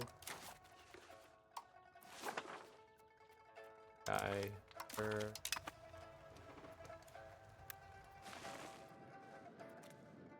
Why does this menu keep looking away from me? I don't want to put any old guys because I don't like reassigning explorers. Maybe I will know soon what exactly Australia does have, because I actually have no idea what RGOs are in Australia. And the last one I think I need. Yeah. Perfect. I'll go to work on that. Okay, Ishtar is down. Can also disband. Oh, and this is done too. Go help out. Actually, we don't need you anymore. Go home. West Australia, some gold. That sounds right. That's how it was in EU4 too. That was like the main reason to go to Australia was for like the gold they had in the West. Ooh, research progress? Yes. That I will be doing.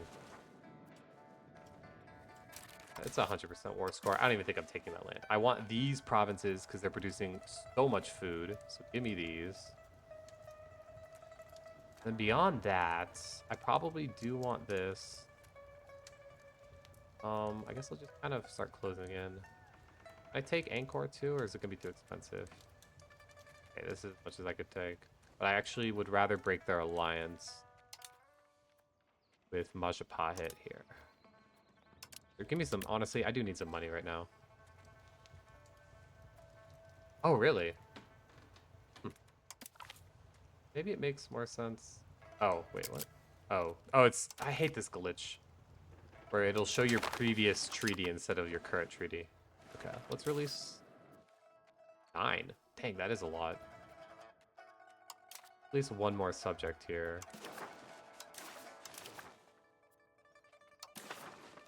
You as a fiefdom. We'll integrate the rest. I got a lot of guys for this.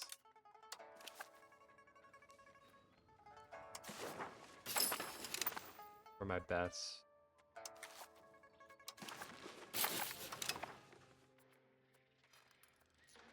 You don't need to stabilize right now. You can integrate. You'll do a good job of it. Okay. And then I don't think I have the money for roads to buy. Well, I can build. Yeah, no, not really. I'll wait on that. Bring the army home too. And turn off the maintenance. Nice. 9 gold.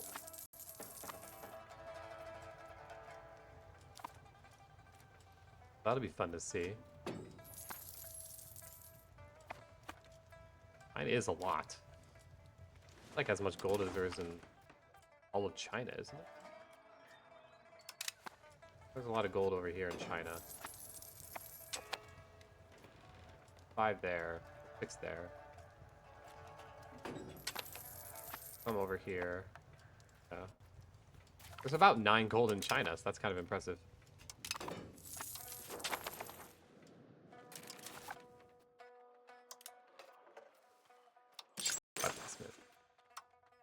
Do need to just... Oh, I should have built roads. What am I doing? Oh, fine. That in a little bit. Actually earn good money now. How long is this? Why is this taking so long? Oh, this doesn't count as small enough? It's only 7 provinces. How is this not... Oh, whatever. Not a huge deal. It'll be a little slower in integration, but... I don't have super ambitious goals, so being a little slow is fine.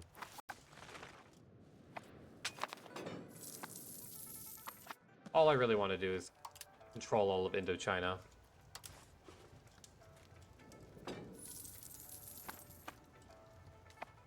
Honestly, once we finish off the Khmer here, I'll have about half of it. Maybe a little less than half. We'll have a lot of the better land.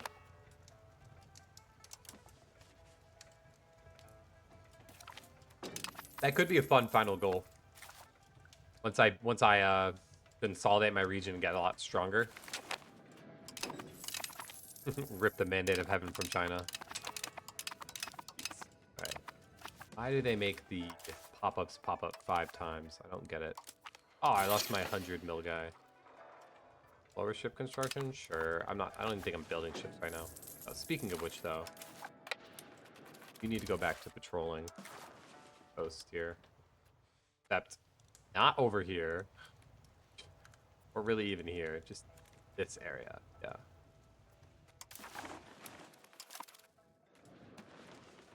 Well, maybe if China... Actually, maybe in the later game, once my economy's scaled, and I can build a huge professional army, I could probably take them. Oh, institutions are making it here.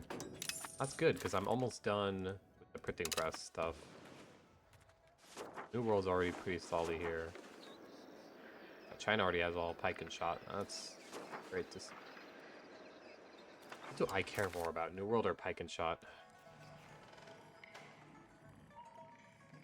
RGO size is cool. Does give me some more procs through Maritime. Iron output is just not useful to me because there's no iron in Southeast Asia. Recruiting explorers is fine. Some more boat stuff here. Maritime trade, maritime presence. That's pretty important. A lot of maritime buffs. Oh, just like a unique Vietnamese one. Firearms and infantry. Wow, that's really good actually. Obviously want my army upgraded at some point. Foreign cultural law will be nice. I mean, all this stuff is also really good. And then here's where I get the next local governor. Really depends. So I want more maritime presence or more another local governor and better armies. Might be worth pushing the better armies early. Just so that I can make these upcoming wars a little less painful. Currently, I think they're going to be pretty hard. The AI isn't smart, but the problem is the topography. It's just it's like fighting in mountains all the time and hills everywhere. Movement is horrible. Armies get crazy attrition. I've seen China suffer. I wonder how many attrition losses do you think they've suffered in this war? Yeah, 100,000. Great attrition losses. Yeah. And that's because they're fighting in the mountains. It's just this whole area is like it's deceptive because it seems like it would be good, but it sucks. The good land is all along the coast. This land is so painful. They need to give it the buff like they did Austria, where they allow you to push proximity through mountains. Because if you can't push proximity through mountains or hills, maybe at least hills. Sure, make mountains still like hard to push proximity in, but they need some kind of buff. There's too many hills and mountains in the region. Oh, looks like my expedition of Australia has started. Or at least one of them. Build some roads here. At least in these northern parts. Then from here, I want to build roads. Here. Yeah, that way they can push procs up that way. Probably move my local governor to Indrapura eventually, because it's pretty central in these rivers. It has this lake nearby that'll be able to push proximity through. It's a really good spot. And it's a city already, so I don't have to do any work on setting it up. More RGOs I need to build. Not really. Bunch of lumber. You do avoid the lumber apocalypse playing in Asia, though, especially Southeast Asia. There is never a lumber shortage here, let me tell you. There is enough lumber forever.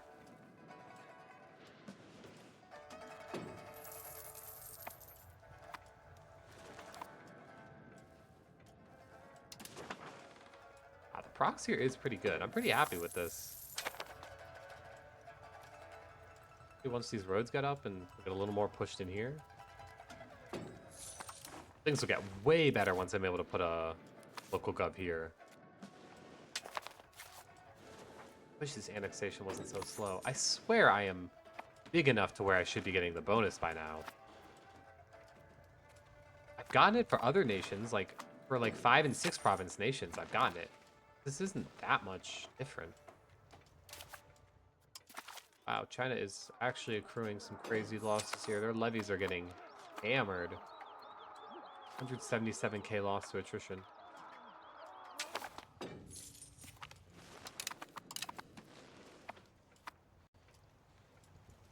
I wish they were more unstable. These guys are too stable. They need rebellions or something.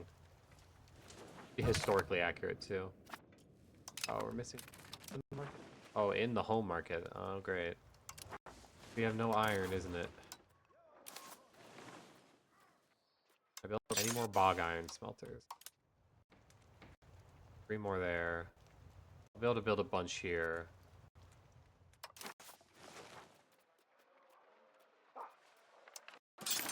Are my two guilds even all... Oh, this one isn't. Burgers. Lack of iron. Lack of iron. Okay, looks like we can build some more. Let's spam these out for now.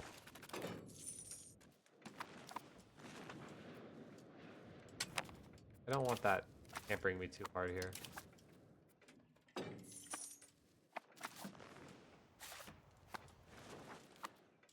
I know. Oh, wait. They would accept an alliance?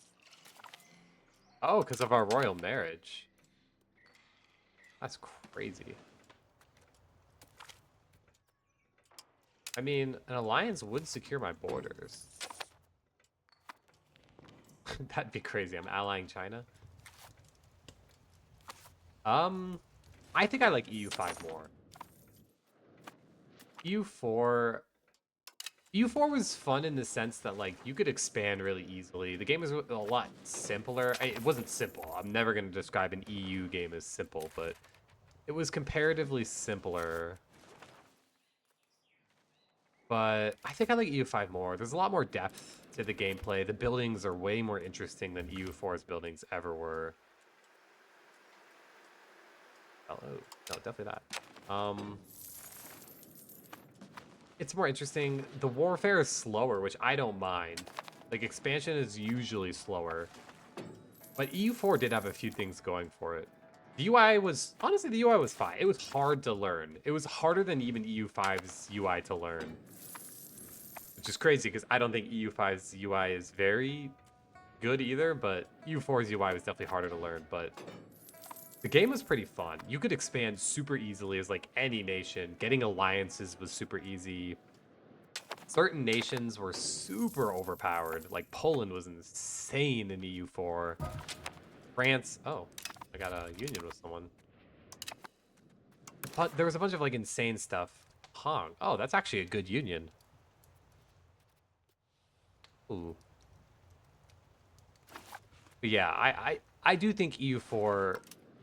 had a lot of things that EU5 should take note from.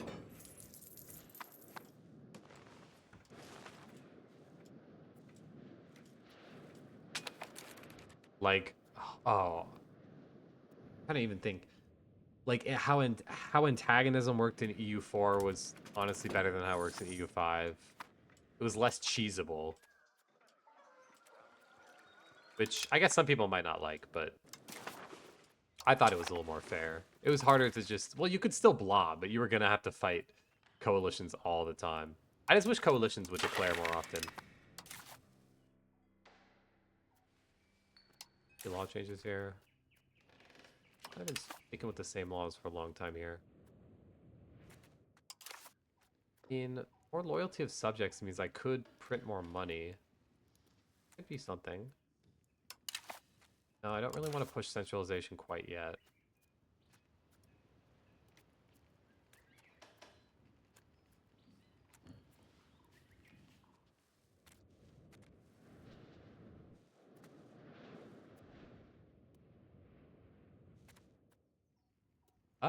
Yeah, usually.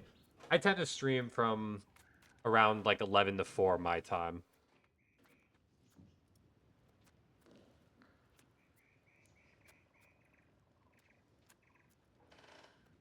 Sometimes a little earlier, sometimes a little later, but usually within about an hour of that time frame.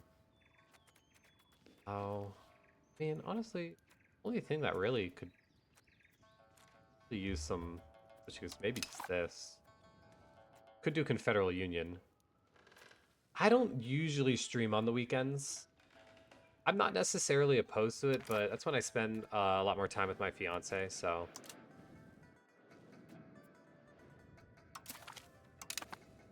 In the future, I might stream on the weekends. I don't know. I kind of like having time set aside for that.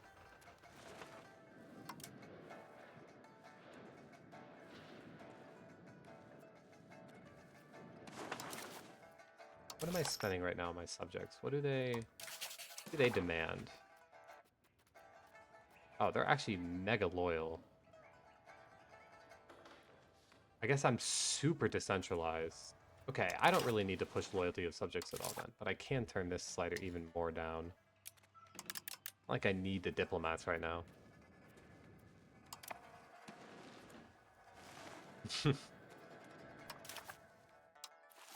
Yeah.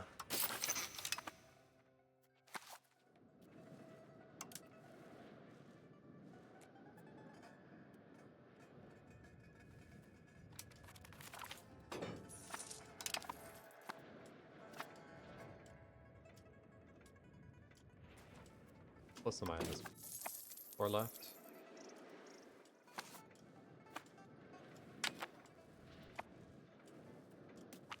Wish this integration was quicker. Alright, I'm not creating any more subjects for a little while here. Oh, Sukhotai's eating them? Come on. I guess it's not surprising. God, they're allied to everybody. Is my economy good enough for a second army here? I think it is. How much is it going to cost to build one? What tempo was I running with here? Just 10, 10, 10? I run another 10, 10, 10.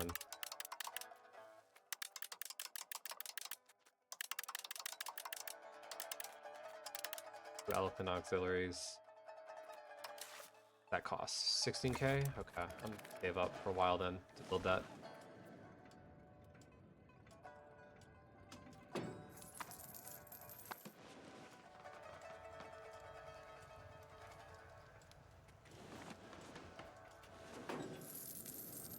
Oh, speaking of which, have I gotten any better? That one. On bow. Oh, no, that's right. I wanted to make Ayutthaya ultimately some kind of future capital, probably. Just not a lot of good natural harbors here. I mean, there's this one all the way down here. But I think Ayutthaya would just be better. Oh, did I?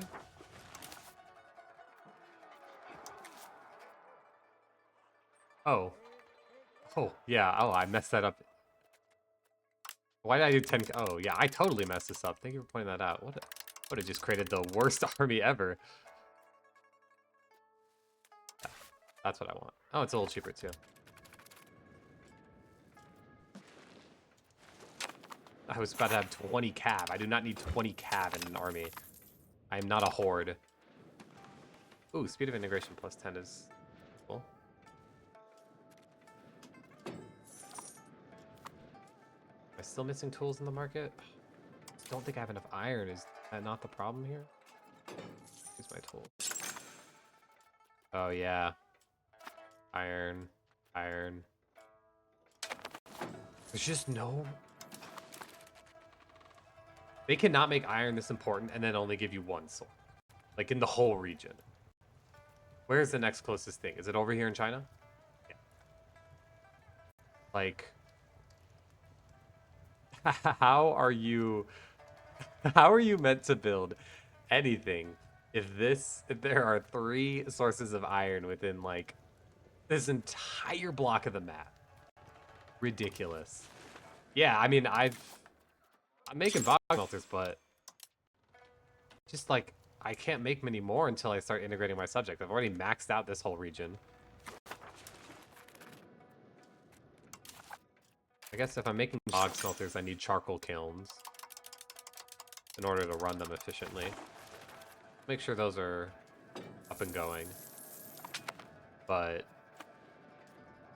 this is a problem I've noticed in a lot of regions. It either tends to be either have a wood issue or you have an iron issue.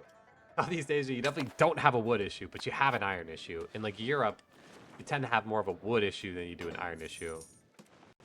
I think it's very region dependent, but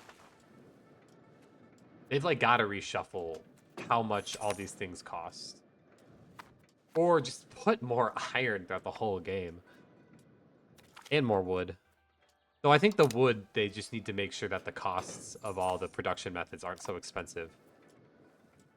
Oh, this is stuck. I still don't think I can build one on them, can I? No.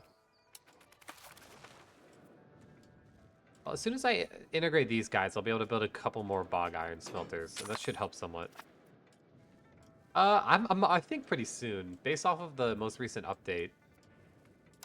I think that it'll probably go live if I had to place a guess in like a week, maybe 2 weeks, 1 week, 2 weeks. Oh, okay. I actually discovered parts of Australia. Yeah, what are the RGOs like here? Oh, there's gold. There's iron. Okay, that's actually good to see. Oh, there's actually a decent amount of iron here. Gold, gems. Okay, maybe eventually I can move iron along here to get back to my home region. There is so little of it anywhere in Southeast Asia. I don't even think is also historically accurate, but can I build a colony here? No, I can't reach this quite yet. I would need to... Wow, Chen is... I did not realize how much land they have down here. Well, maybe one day I can ally with Majapahit. Save up for that army. Let's build up that army. Oh. Mayor exists in 2 provinces. Well, that's awkward. Yeah, I still want to take those provinces, but... Oh, they formed Siam. I have never seen Siam form before. That's cool.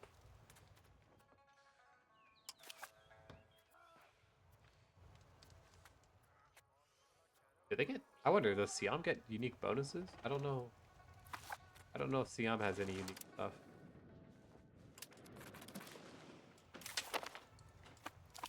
But they might be next up on the chopping block here. They kind of just took a lot of land I really, really wanted. I definitely played more Europe. This is only like my 3rd true campaign in Asia. I did one in Goryeo, I did one as Vijayanagar, and now this is like my 1st true Southeast Asian campaign. I did dabble quickly in the Khmer, but I actually got bored of it initially. I think I was kind of playing it wrong. So I know why I got bored of it. Now let's not spam these out yet. Oh, went completely brain dead for a moment there. I've definitely played way more Europe. I've played Castile like 3 times. I just really love playing Castile. I've played Hungary, I've played Poland, I've played Bavaria, I've played Bohemia, Denmark. I played Kiev. I have not played America yet.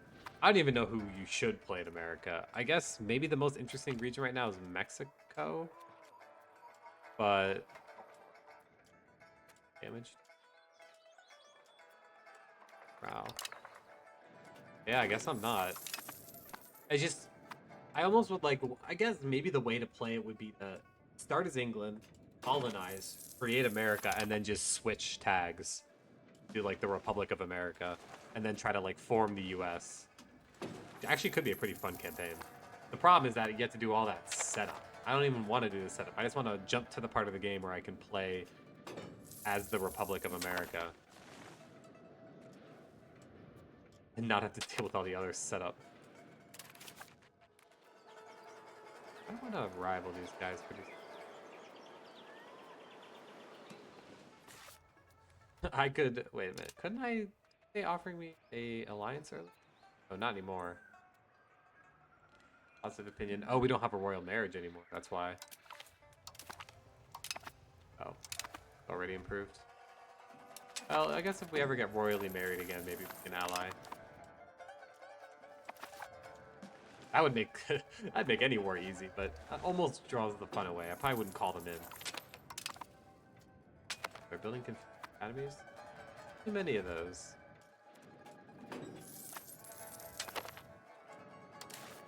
Not build too many of those guys. Okay, we got enough here. You out of the way, just so sometimes the units will do stuff when you're building a new army.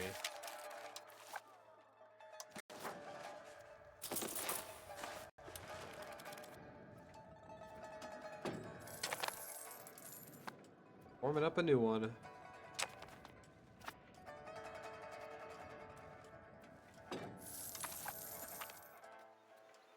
Yeah. Asia has bunches of like unique stuff, but it's mainly related to being Chinese. There's also like an India unique building as well, although it's not particularly interesting. It's basically like irrigation, but slightly more applicable, like to more locations outside of just rivers. Hey, now we have 2 armies. Actually, gonna make a big difference. A lot of the stuff is like, there's a lot of Confucian building, which are actually pretty strong. Only reason I'm not building more is because they push Sinicization. But yeah, they give you institution growth, local pop promotion, and literacy. Although I think the Confucian school is even better. But they do push you a little bit towards Sinicize in the capital. But they're pretty good. Local max literacy is great. Pop promotion speed. It's basically like a second library because you can still build libraries and temples everywhere. Speaking of which, I haven't checked in a while, but have I built temples everywhere? No, I should do that though. It's its own. It's like a value. So there's like Sinicized versus unsinicized. Sinicized value is honestly kind of wonderful. I basically, whenever you play in the region, you always want to be somewhat Sinicized. Whereas like unsinicized, lose trade capacity.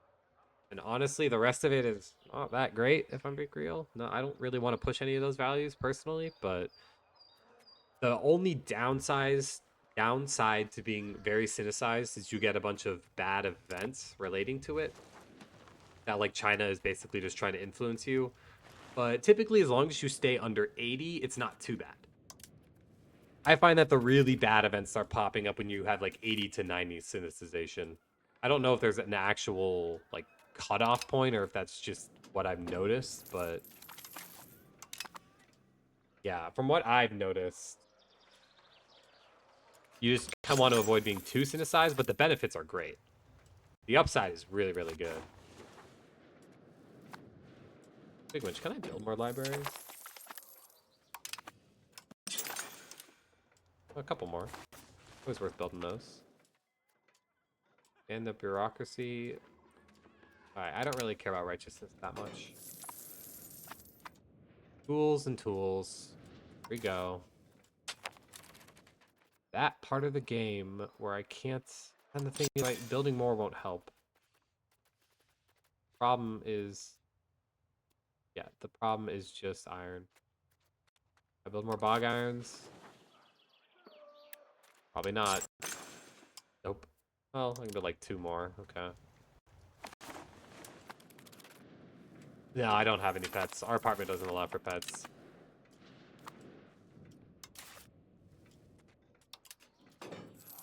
I probably would have ended up with 1 or 2 dogs if it did, but...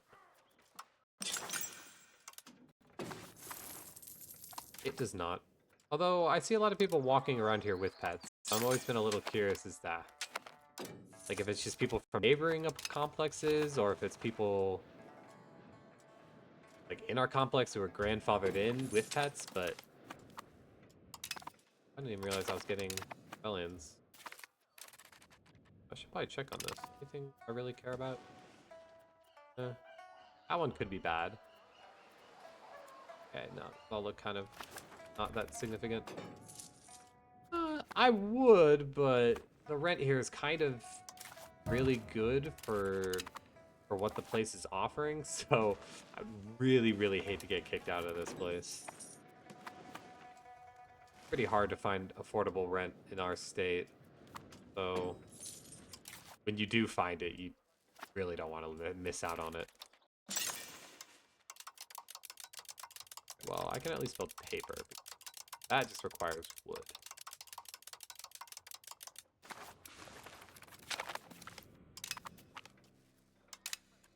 If the rent weren't so damn amazing, maybe I would consider it, but...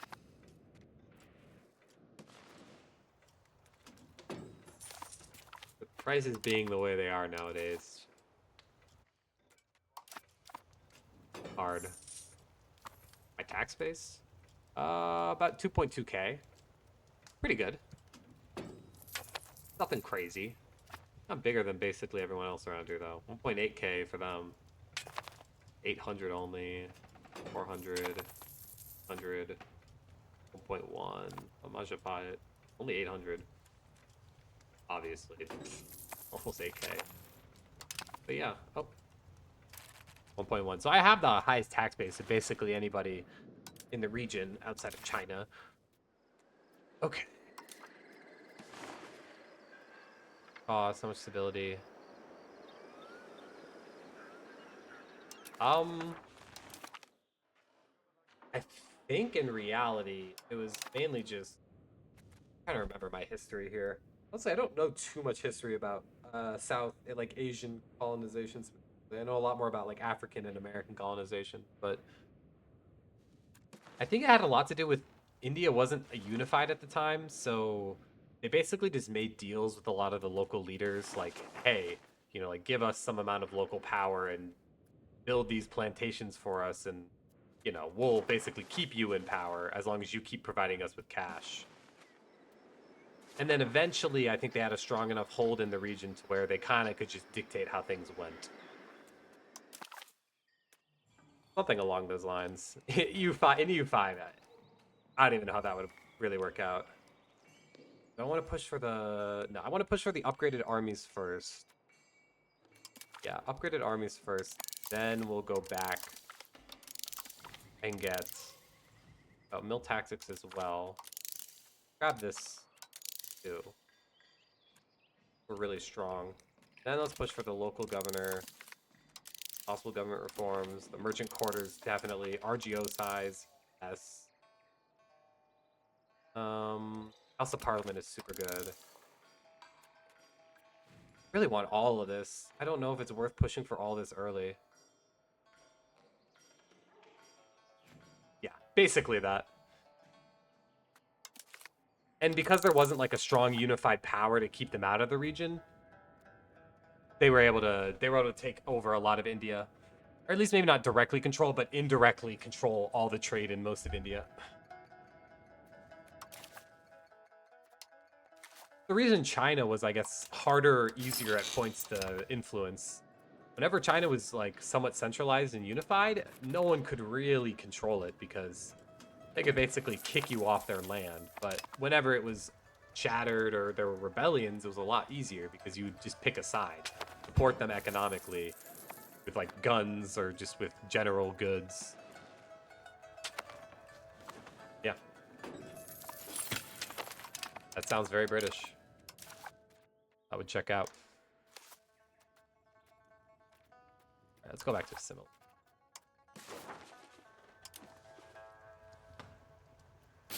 Here. Oh, speaking of which, oh, this is done. Actually, I want you to start moving over here now. Are you done too? Oh no, you still got one more province.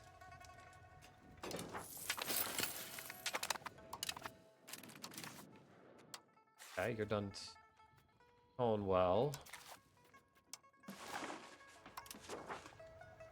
Go back to here.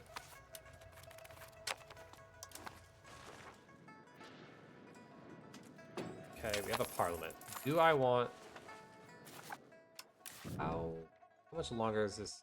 My peace treaty over with you? Okay, it is. Can I just build a spy network here then? Still? Okay, I can still destroy enemy. Cool. I won't do a CB on you, but do I want to go to war with a parliament seat? I really want this land down here. It's gonna be such a slow and painful war. I mean, like, kinda need to do it, so.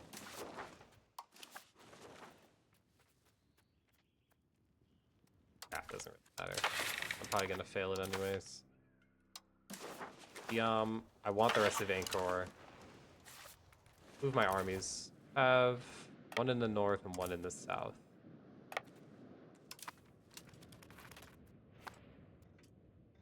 Play this a little defensively to start, and then move to be a bit more aggressive later on.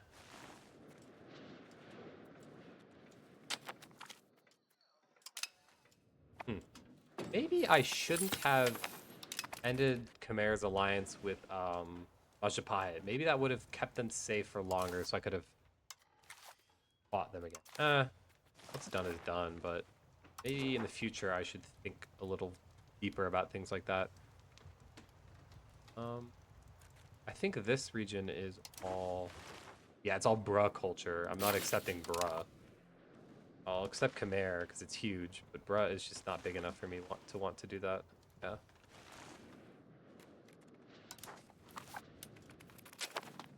only accept large culture groups.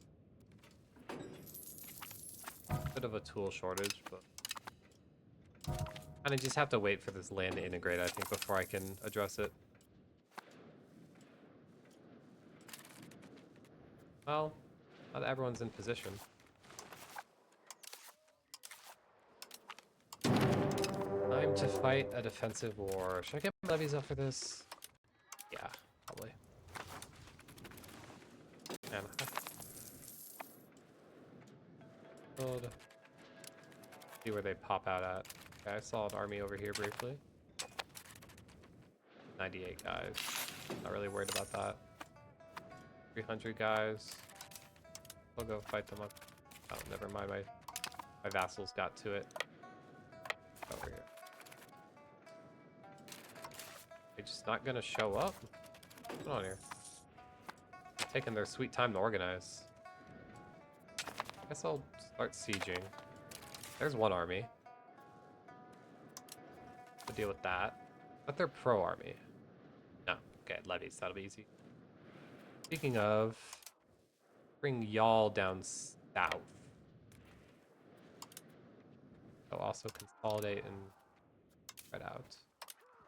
That way you don't get the encumbered debuffs. Let's bring y'all down south, because ultimately I want to make sure this land is sieged first. They're going to murder my vassals.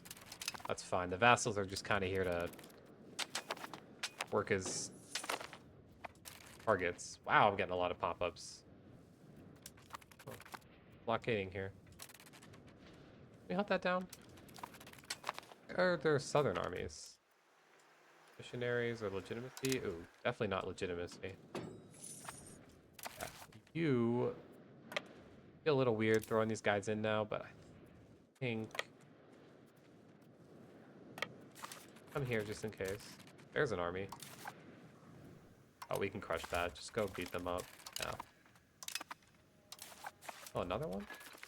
Oh, okay. So they're really split up at the moment. That's fine. I want you actually to go on here. Oh, why does the army tracking thing always seem to mess up? Okay. I'll slow my siege progress down, but let's actually go there. Okay. Is that their whole professional army? That might be. Okay, just send them into the capital. They'll never be able to get those back. You keep dealing with this. I guess you can maybe go siege down the fort outside their capital. Oh. Troops that we've gone through already here. Still 90k left. We gotta remain on the defensive.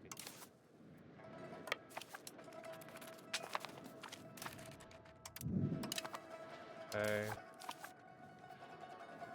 We have an army down here. Deal with that.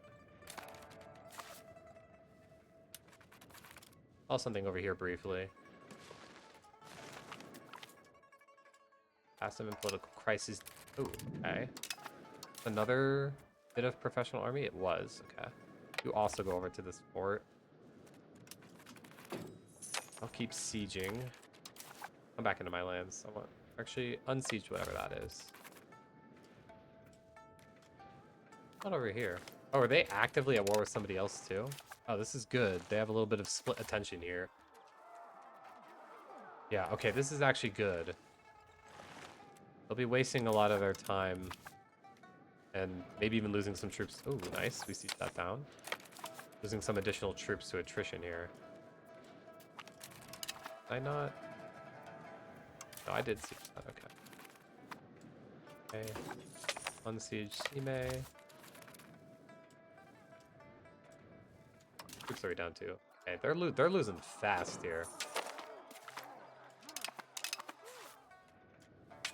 Oh, didn't even notice you. Come back here. Wow, professional armies are just. You can afford them. Get them. Holy.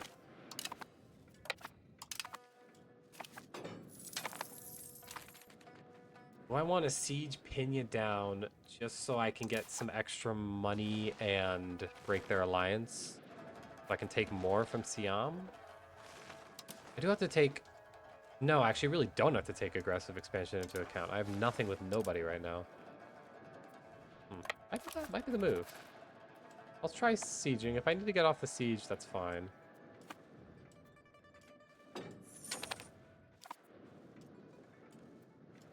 Yeah, I still have a food supply on that siege, so...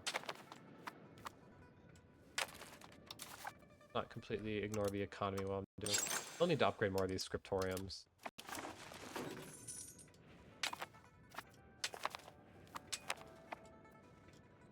Or RGOs, speaking of it. Not really. This is a really good auspicious timing. Wow, yeah, they're just losing, my guess is, yeah, a bunch of attrition losses. Hiding in these mountains. Nice. And I just finished annexing them. Perfect. Yep, move on. Oh, they're... No, I'd rather just finish this siege off. I can unsiege this all so easily. Okay, that's done. Let's siege their capital. Oh, they're sieging me down.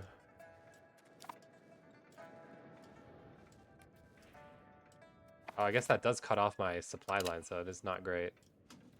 My vassals could reopen those. That would be very useful. Okay, that's done. They're sieging that already. Oh, let's grab this real quick.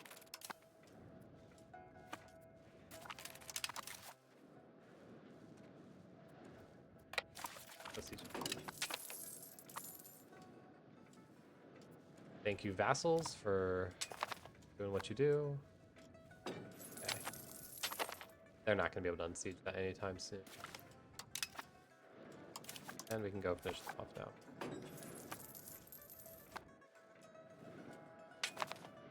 Oh, and there's like the rest of their army. Ooh, and that was some pros. Okay. Send the pros over here. That their professional army? Okay, that is. They're trying to catch their army and regain them. Did just finish the siege down here. Which one? This one? Okay. Keep pushing on. Ooh, this is a rough battle. Oh, but they did not set up their armies right, so they're gonna lose. Wow, that was actually some losses there. Mayor had guarantee. Cool. Ooh, Sukhothai is down. And I get a ton of art. Nice. Now, fort. What is this fort in? Here? Okay. Go there. Going well so far. Need to recover some troops here. That was a pretty tough battle to take. Fighting in the mountains is just never good for anybody. I can push towards Pinya's capital. Yeah, let's go this way. Tell me this fort really to get to it. Oh, I saw that though. Yeah, catch them here. Ah, shoot, I think I'm fighting. Oh, okay, that actually went fine. Oh, where did these guys come from? What? Was I not fighting professionals earlier? Okay, well, all lost, but nothing huge. Oh, this is done. You should be sieging. Go here first. Don't have time on the war goal. Why am I in population right now? Do you have disease? Disease? Workshops. I should probably start improving with everyone here. What am I doing? With them. That way I can annex them start annexing them as soon as I'm out of diplomats. Okay. Well, that was a rough loss to take, but well, it didn't kill my army or anything. Going. Thank you.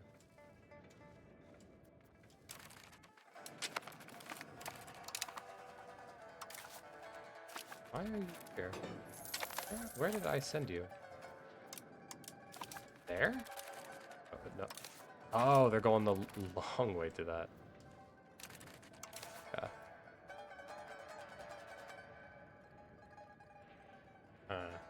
I want to let them. I want you to recover one more mill manpower pool here. I realize that would send them like this, but be okay. Hopefully they don't.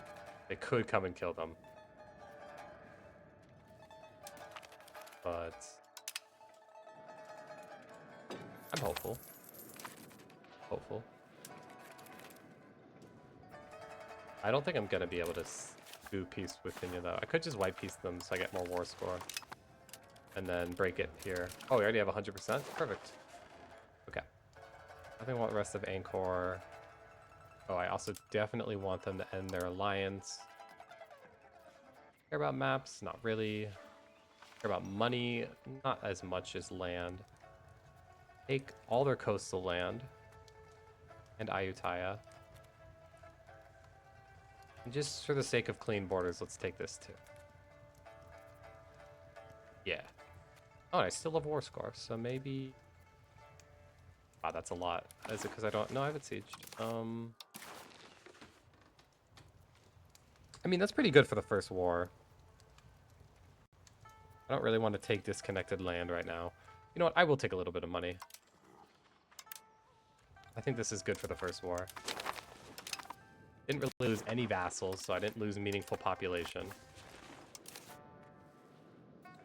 Sure, the pro armies lost the battle, but, you know, lost the battle, won the war. It'll be fine.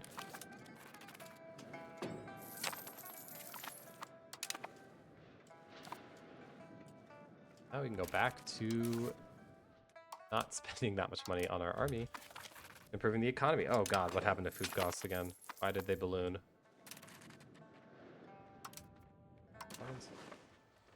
Why are these... I guess... Oh, I don't know why these are struggling so much. I mean, I know I have a lot of negative provinces, but my positive ones are hugely positive. Is it because I don't control this market? Yeah, it's probably that. Well, speaking of which, isn't my Casas Belli done with them? It is. Let's go back to war real fast here. Go do that. That'll be nice and quick. I don't even need to do anything else. Actually, I can start integrating everything that's not that province. So not Angkor, but this one. One. And this one.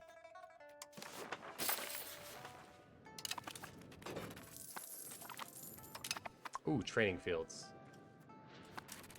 That's actually good. I was waiting to get those because they're cheaper to keep than armories. But they still provide lots of manpower. Built a bunch of those.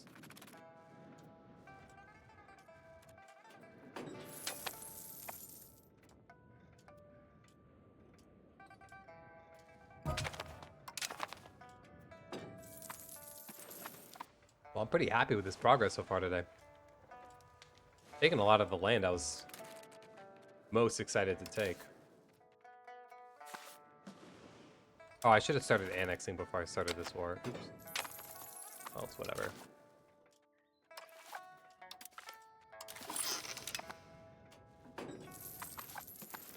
That big a deal. Siam's way weaker now. We're not allied with Pinya. But really, Pinya's the problem. Siam is just a whole lot of nothing. China seems much less aggressive towards me. They have not been creating claims on me. Good. Oh, I see. They've been pushing more along here now. Which... fine. Oh. Hey, there goes the capital. And let's take them. Nice. Now we can integrate you as well. Oh, and I get a new rival. Already rivaled Pina. Why won't it let me rival Siam? Oh, because I like them. Well, I do want to rival Siam, so let's send them an insult.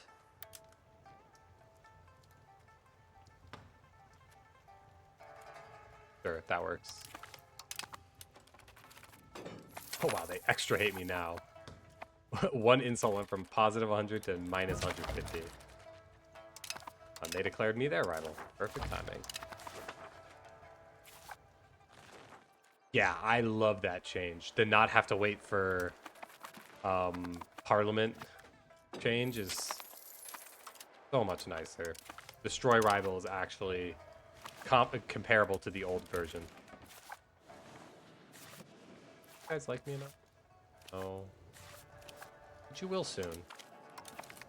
Improving with everyone too.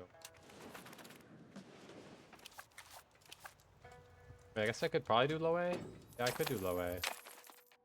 Probably should. I don't care about these vassals for a while.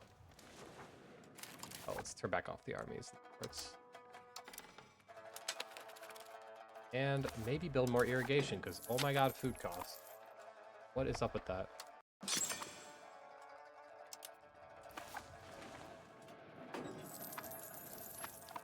Is it just because I have such low control?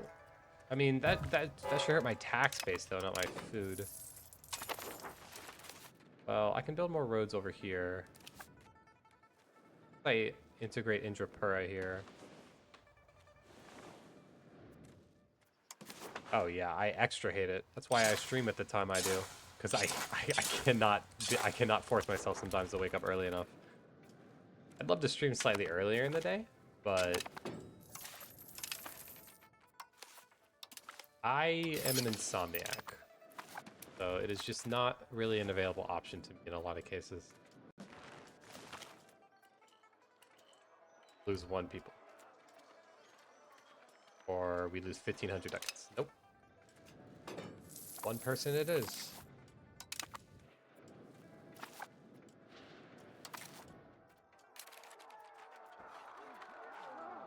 Why isn't the upgrade button? Oh, it's because I'm too poor. Yeah, you do. Whenever I've seen you in the morning, don't look happy.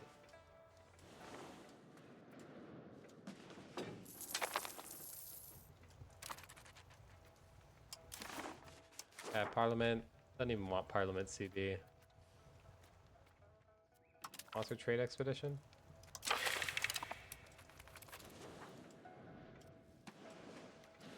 I just want to be able to integrate admirals. Okay, we're back to world number 2 again. Number 3, is it still Majapahit? Probably? Yeah. Dang, we are like neck and neck though.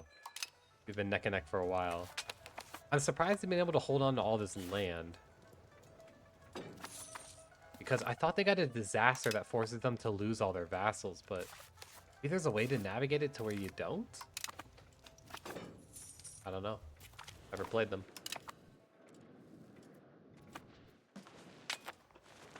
I was kind of thinking, I was going to probably play my next campaign in Europe, but after that, I actually was thinking about playing them.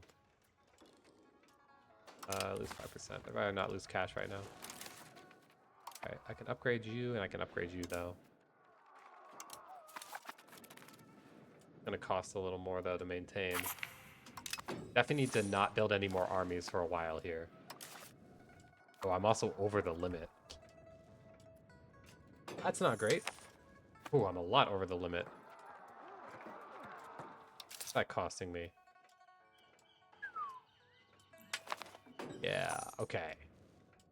We are not expanding the military anytime soon, and we need to get these food costs under control. Provinces are starving. These ones? How are they so food negative? That my market is... Oh, my market got shrunk. What the... Oh, yeah, we're getting rid of this market. Or are we relocating this one? I do want to relocate it. That was the goal. Yeah, I moved this one. I wanted to move it over here to Ayutthaya. Maybe here to like Dong. We just... This market needs more space. Because the reason my food is so bad is because it just has no... There we go. Yeah, I wanted to split this region. That should help with my starving province issue. Should eventually bring my market costs down here. At least it should in theory. What's going on here? Yeah, I mean, this has access to these... Oh, all fair. Well, thanks for chatting and tuning in. We have a nice night.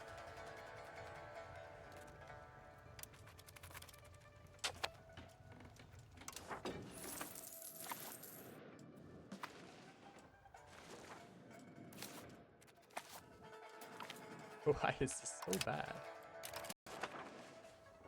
Not be this bad. Actually has access to food now. All this area is insanely food productive. I'm actually worried about this market now. A lot of this area is not.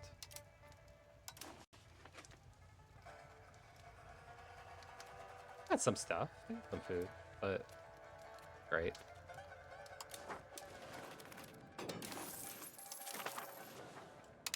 Can I build any more farming build?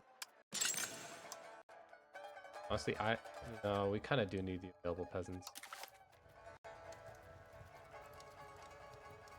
No, put that one back on, yeah. Can't build this where it won't even be employed.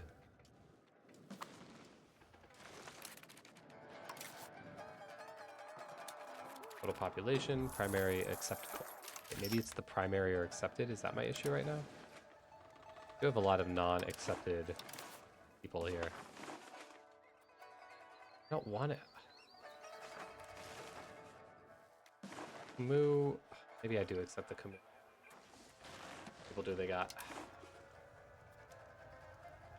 100. Really want to accept either of these. I just want to make them all Vietnamese. But because I'm not accepting, I'm struggling here. Definitely not accepting though. Maybe I accept the Camus. I do have accepted cultures. They're not expensive. Sure. They're just not expensive, so I'll do it. It means a little less integrating I gotta do.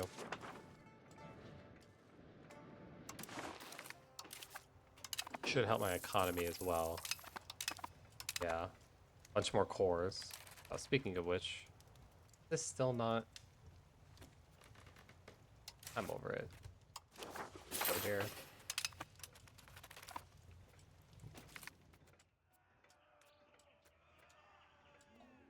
I want the money.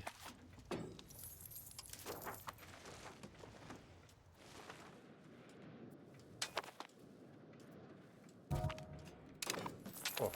I think once I hit 1500, I'm gonna call it here. Hoping I can get off more war.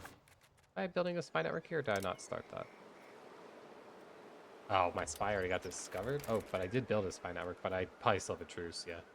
I'll have to build another one. Ooh, I can improve cultural opinion. With, obviously not the Khmer.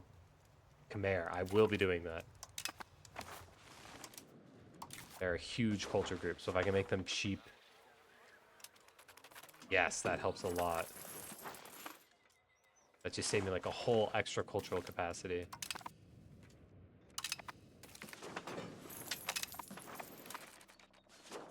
I guess, you know what, I can tolerate the brew.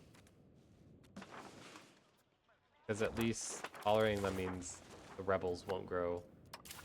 Looks like Tibetan monks are about to... Tibetan Buddhist zealots. Oh, and 3 provinces. Don't care. Oh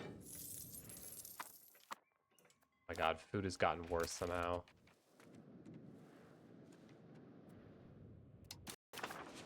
This market is shit. Why is it struggling so much?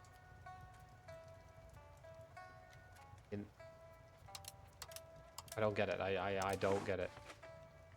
It controls... Well... No, it is still very food negative.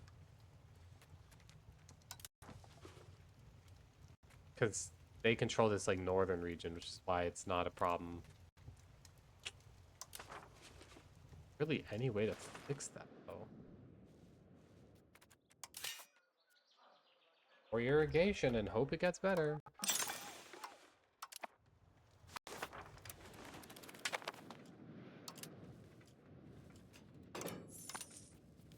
I think it was you. I haven't noticed any issues yet on the stream. I haven't dropped any frames or anything yet. Actually been great. I've not dropped frames in... Ooh, bubonic plague is here. Well, that's not great. I don't think I have a great resistance to that either. Okay, it's not horrible. It's actually pretty good. It's about 70% or more. Oh, and, measles. Oh yeah, measles here. Okay, cool. So I'm about to get a lot of pop deaths here, aren't I?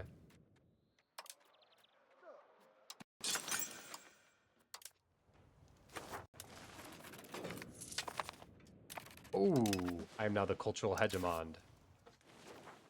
That is wonderful news. Where are you? Assimilate area into Vietnamese. All of this. Assimilate it all.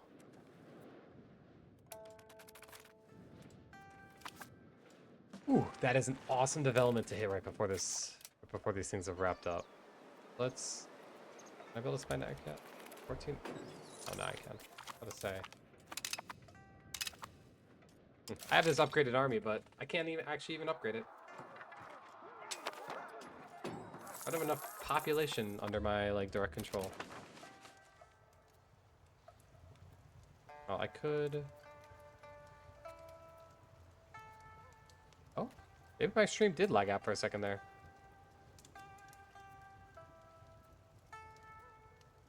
Just relaunched. I don't know what happened there. And maybe it did. Maybe I am mistaken.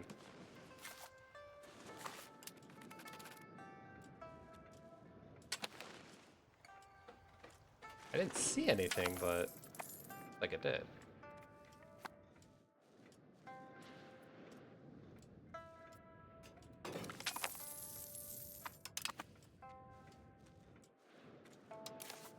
Well, China no longer controls all 5 hegemonies.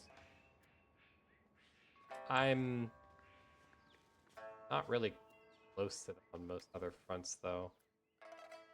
I am the world #2 military power, which is crazy. Roll. Yeah, obviously I've not been focused at all. Economic, I'm now also #2, and naval, I'm middle of the pack. Out on par with everyone else. Actually, speaking of which, grow. Oh, it can. I'm just too poor.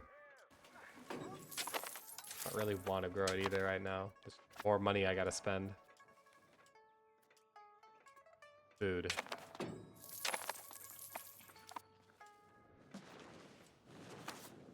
So I just demolished this market. Oh, but then I'm gonna have horrid market access and.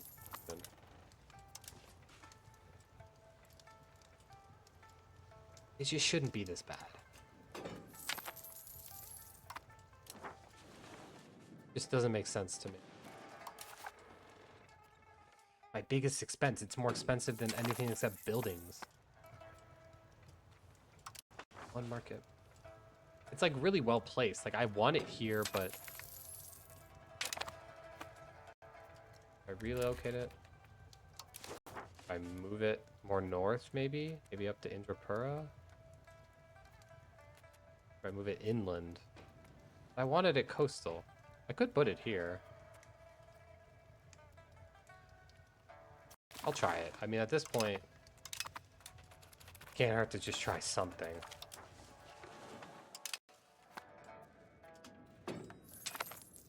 Okay. Okay, that does seem better. That did bring down the food costs, actually. They're still high, but they're a little less sky high.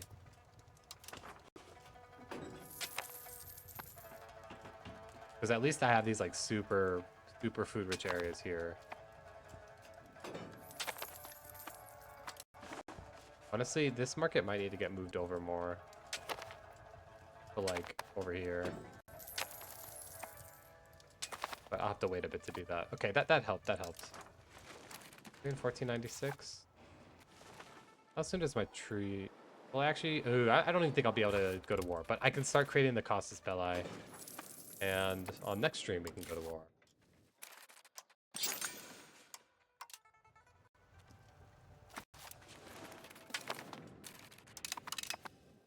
Oh, that's right. I'm also in this union. Can I not establish seniority here? I should have already been doing that.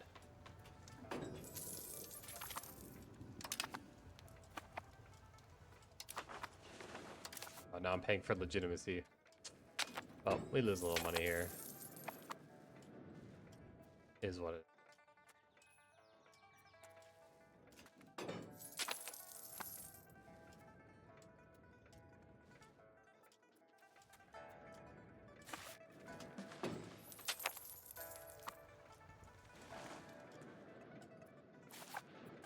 We need to annex them. Will I be able to finish this? Oh, this is not going to finish in time. Ah. I'd have to spend... Well, I could spend more on Diplo and finish in time. I think I actually will. I just really want to have that integrated by the time I get done here. Even if it doesn't really make sense from any standpoint. Okay, that'll literally finish the day I want to end here. So perfect. Invite him. Yeah, or I'm actually going to invite him. Go to my assimilate area and swap him out. That guy will do an even better job. Start coring up this whole region. What is the culture here? Oh, it's like 3 different cultures. Okay, I'll definitely want to assimilate this next.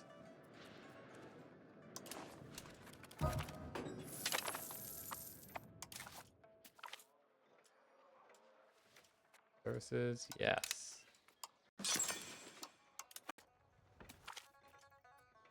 Of course I will take in your Thai. Yeah. 1999, so soon.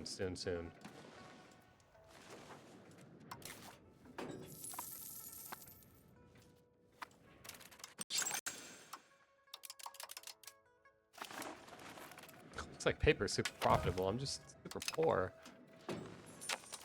Economy is kind of weak for how big we are. Trade's getting better. Looks like I'm just doubling down on tea and silver.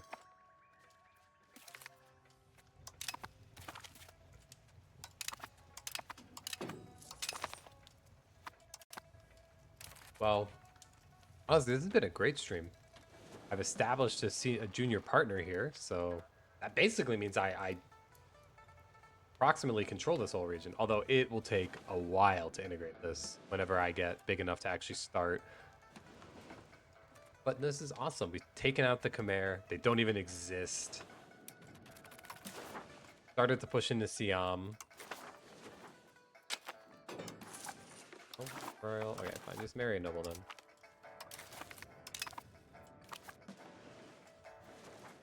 The main thing that I think the next stream needs to be focused on is continuing to push into Siam. And then, honestly, focus on the economy. I need to start better spacing out some local governors. I'm thinking I can move one local governor up here to Indrapura. That'll give me great control here. And then maybe it would make sense to have a second one over here, like in Loei. And then I push into Siam here and start building out a road network. That'd give me really good control over my entire nation. It gives me a lot of room to expand productively. Could be the way to go. Handle at the court. Not bribing people. That's too... I can't afford to bribe them. Gotta talk, man.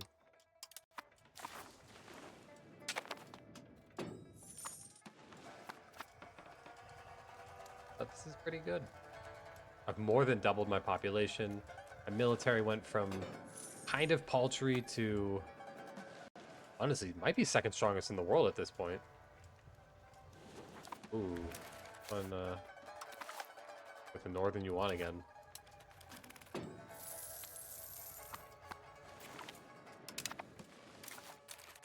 Funny, I should have. I'd love if they'd re-invite me to the Middle Kingdom, but they never will. That extra money would have been great.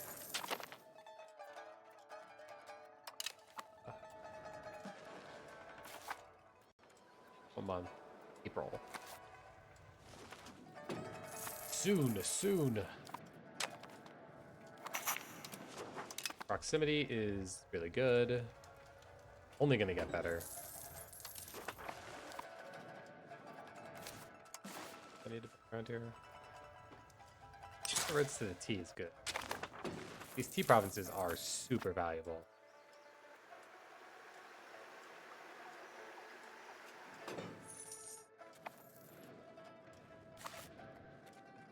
Populations are actually growing a lot in this region. That city is becoming really huge. I guess because there's just so much employment there. Coastal cities are getting quite big, which is good. Now I also have control over this new dense populated region. Actually, I should use this map as an idea of where to put my stuff. So having one centered here is a good idea. Pushing control in this hugely populated region. I obviously already have one here. That's good. Then maybe the third one actually makes sense like over here. Maybe I can finally build a naval governor? Do I even want to ask? Still can't build one anywhere.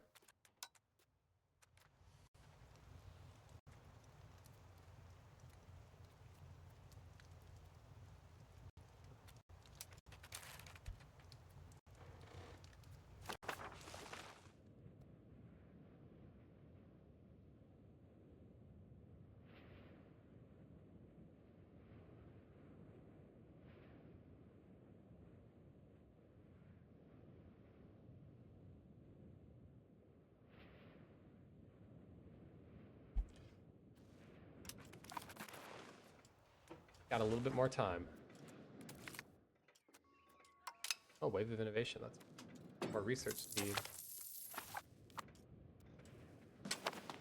Yeah, it looks like the centers of control have been set up. Now it's just about integrating vassals to get there.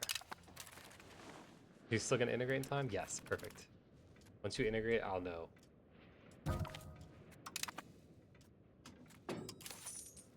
Economy is weak though. Another claim thrown in China. Oh wow, China hates me. What happened? Eating great power, costs ally is... that kind of makes...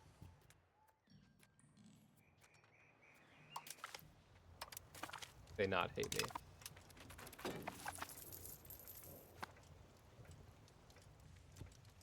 Yeah, it looks like they just took a big old chunk out of the northern yuan.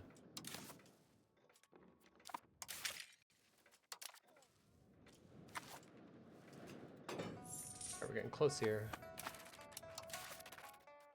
A little more time and some of these. All my pop goods are satisfied. Satisfaction does matter a lot for population growth. By the looks of it, I need to build more militaries. Training fields, probably.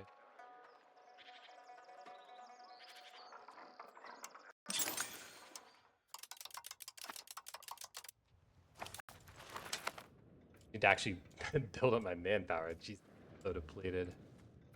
Okay, but... Oh, February. Oh, January. Okay, I was about to say. No way.